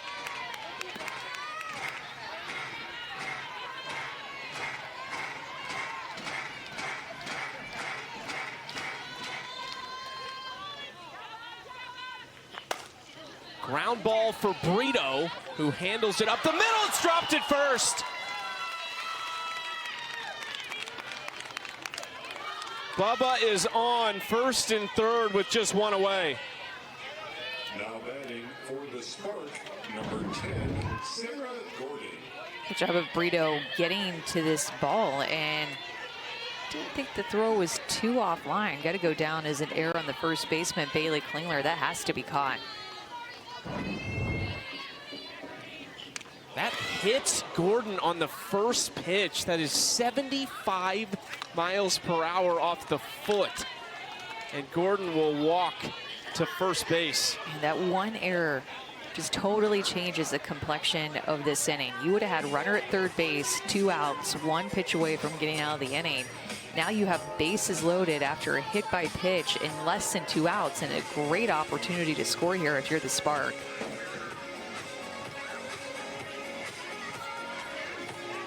Quick visit by Kyler Holton, the pitching coach for Carolina, with Carlin Pickens. She will now face Haley Lee, who came in a pinch hit spot back in the 6th inning and right away delivered a single. The error is going to go down on Brito, but the ball was in Bailey Klingler's glove. I mean, all she had to do was hold on to the ball and it would be an out. So interesting scoring decision there. Haley Lee's second time to the plate this year with bases loaded. 0 for 1. Takes low, ball 1. If you're Haley Lee, what are you sitting on here? What's your approach? Finding a drop ball out over the plate, making Carlin Pickens bring you one there. Or a change up, if you like it, that's out over the heart of the plate like that. Now, big speed difference of about 9 to 10 miles an hour, but that was a mistake out over the heart of the plate. And you saw Haley Lee take a good swing on it.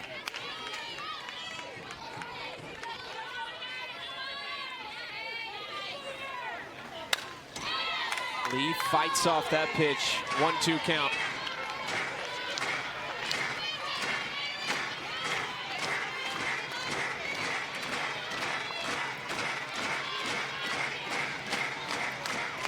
Bases loaded, 1 out. Lee, ground ball right side. What a play by Klingler. But the go-ahead run comes across, and they don't get the out at second.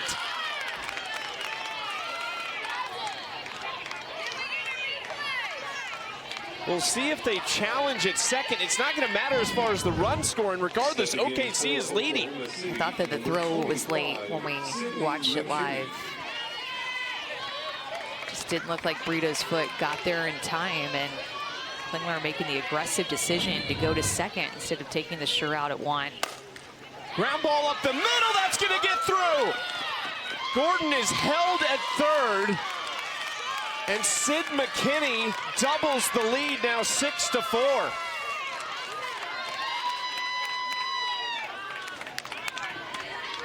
Heading to the batter's box.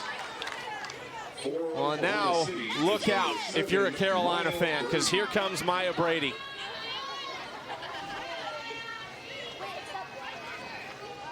The reason we are in this inning is Brady's solo home run to lead off the top of the 7th that tied this game, her second of the day. 3 for 4 at the plate, 2 homers and a double. And Carlin Pickens did strike her out in her first at bat on a changeup and looked really good against her. Pickens versus Brady back in the first inning. Looked like Pickens was going right at her and then threw her rise ball that she hit out in the 4th. Brady swings first pitch and fouls it off. This matchup right here is why we love the AUSL. Carlin Pickens against Maya Brady. Bases loaded, just a few days left in the regular season. Strike 2.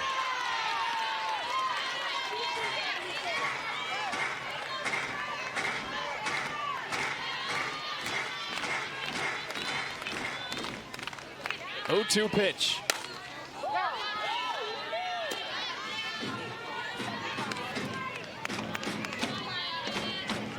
First batter in the inning, Sydney Sherrill tried to bunt the runner over and ended up striking out.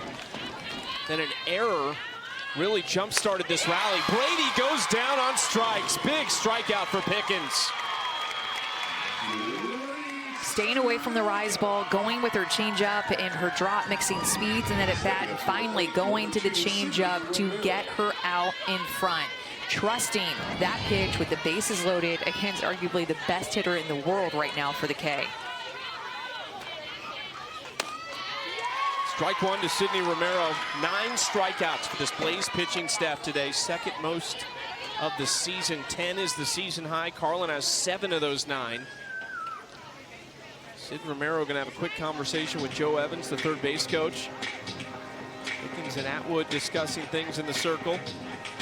Looked like Sydney Romero initiated that timeout to want to just take a beat, talk it over with Joe Evans.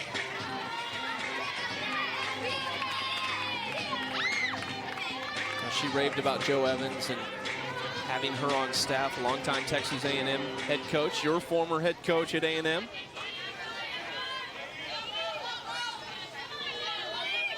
Oh, 1 pitch from Pickens. Back up the middle and hit Pickens. Oh no. And she looks like she's okay. That is a scary moment. That is 73 off the bat. Carlin obviously shaken up.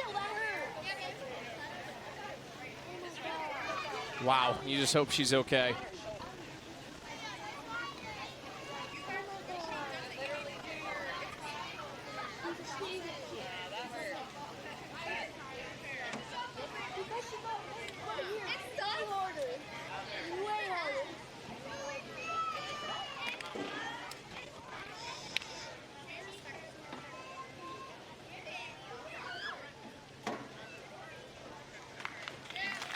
She is acting like she wants to stay in this game. I mean, it's just unbelievable.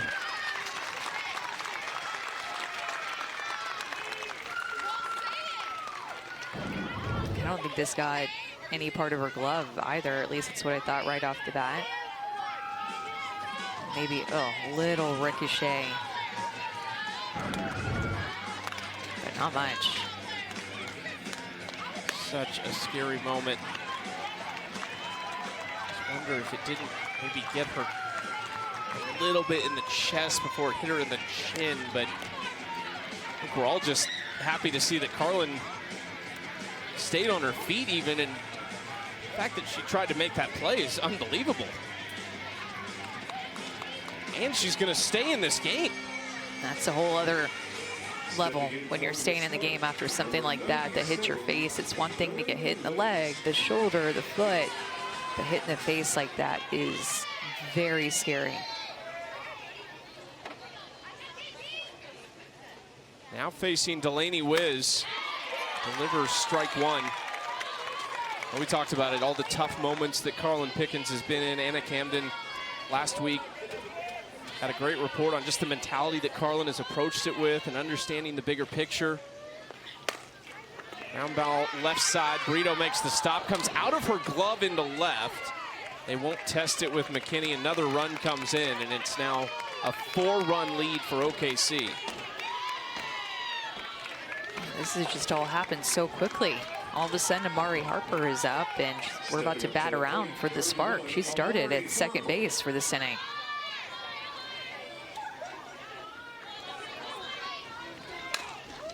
Harper hit that off her leg. So that'll be strike one.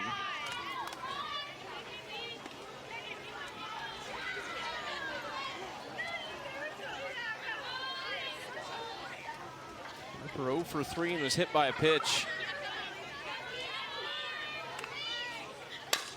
This is ripped into right center field. That's going to roll to the wall, and it's going to clear the bases. Oklahoma City has completely busted this game open. Harper into third with a 3 RBI triple.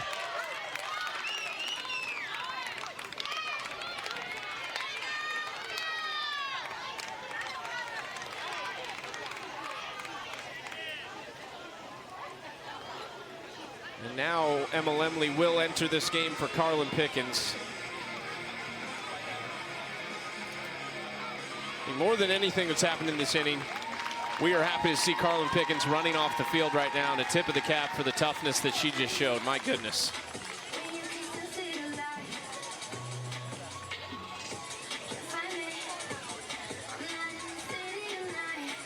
It was just the start of this inning that looked like it was off to a good start, actually, with the runner in scoring position, starting with the tiebreaker. Cheryl struck out. However, then there was an error by Alyssa Brito, and then a bad decision by Bailey Klingler that just did not lead to any outs. So could have been 2 additional outs in that inning that they did not get. And then this is just what has busted it open. A bases clearing triple off the bat of Amari Harper. And all of a sudden, the Spark have batted around, put up a 7 spot in this extra inning. My goodness, this happened, it feels like so fast in this inning.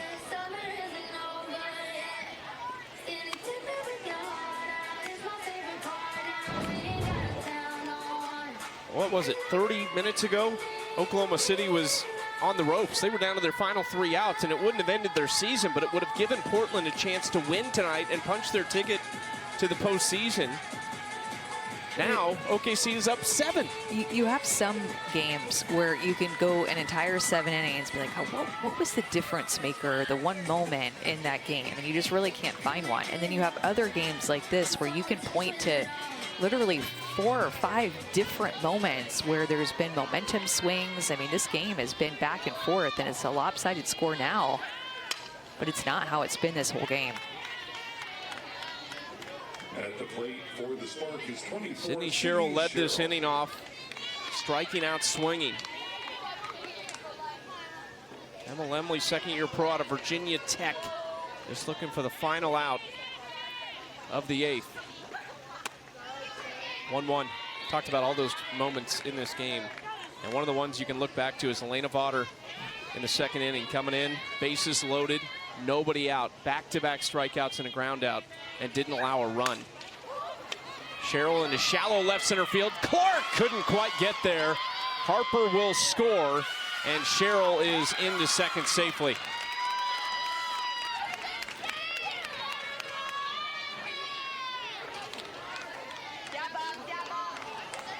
Barring a ridiculous bottom of the 8th, Oklahoma City will be just 1 win behind Portland's total of 13. And should Portland lose tonight, Oklahoma City would only need to win 1 of the last 2 to make the postseason because they have the tiebreaker over the Cascade.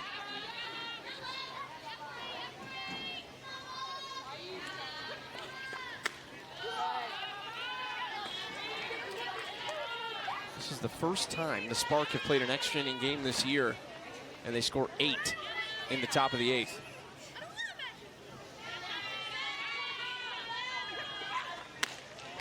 Two and one. Ruby Malin, the probable starter for the Blaze tomorrow, and then Devin Netz, a probable starter for Game 3.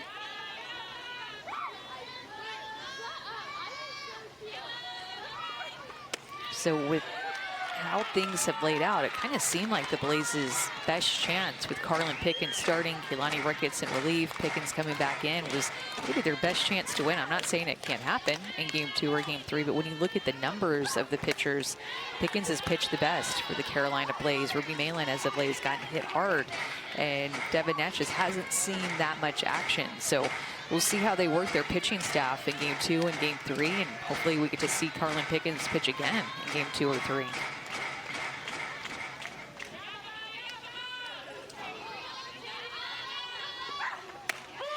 Strike 3, Bubba goes down looking to finally end the top of the 8th. 8 runs for the Spark. We told you what it means, and just look what it means to Oklahoma City. 3 outs away from a crucial win in the postseason push. This is what's at stake. Oklahoma City just a game behind Portland for that final playoff spot. The Cascade hosts Texas tonight, 10 Eastern on CBS Sports Network. How about this pitching matchup, Amanda? I know you like this one. Yeah, I'll take it. I hope that I can keep my eyes awake, and you know I will be watching at 10 Eastern tonight to be able to watch Nyjah Kennedy pitch against Sam Landry. That'll be a good one. 2 of the last 3 starts for Nyjah Kennedy, the best of her career. We got to see one of those 8 innings in a win over Carolina this past week. Aubrey Leach leads it off. Anna Gold is the runner at second. And Jalen Ford just 3 outs away from giving Oklahoma City a massive win. And I have a feeling with not seeing Jalen Ford as one of the probable starters for the 3-game series that came out that this Spark put out, I have a feeling they intend on using her in relief all series long. Sarah Gordon behind the plate. Leach is retired, 1 out. I think that they trust her in this position. You can tell the way that she competes. It's really good stuff that complements the other pitchers on this staff.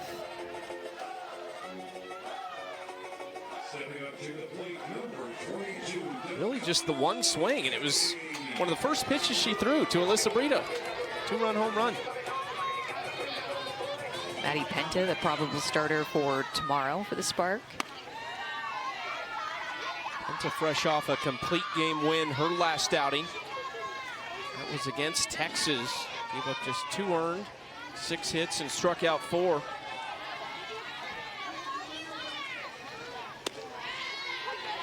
Strike 1 to Dakota Kennedy. There is Maddie Penta, the former Auburn star and 2023 SEC Pitcher of the Year. Won 27 games that year for Mickey Dean at Auburn.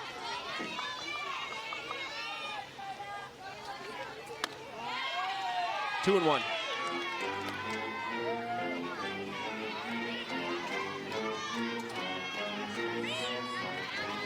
Given what Oklahoma City can do offensively and what we saw from this pitching staff earlier in the season, this feels like another one you would chalk up as a successful performance overall, just giving up the 4 runs. Yeah, absolutely. And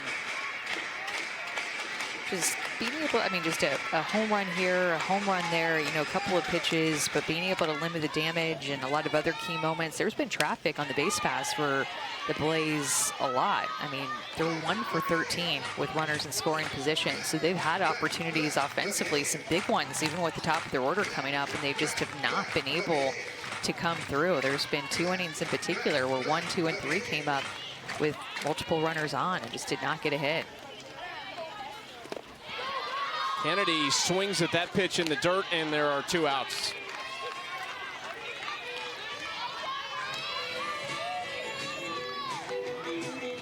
Stepping into the batter's box for the Carolina Blaze, number 15, Reese Atwood. Reese Atwood, the last chance for Carolina to keep this game going.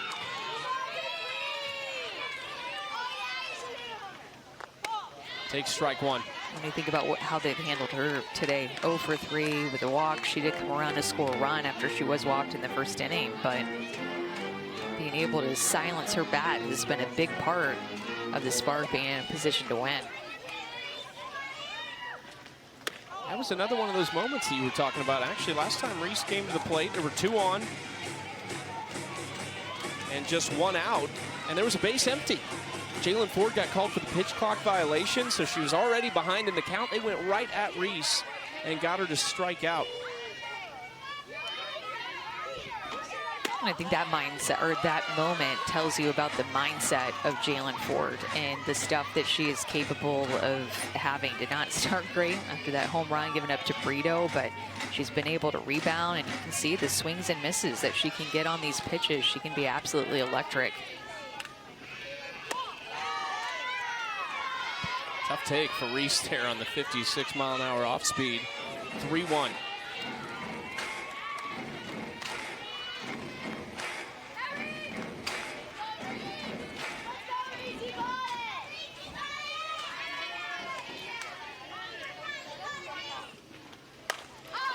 Into right field, tailing foul and playable for Harper, who makes the catch.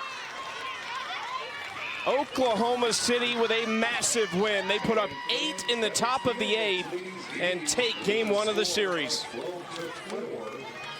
A couple of big innings for Oklahoma City. That back-to-back-to-back home run inning was, of course, a big answer. And then Maya Brady with the home run that tied it in the 7th. And then that 8-run 8th inning that they had that just sealed the deal. 24 hits in this game, 16 runs scored.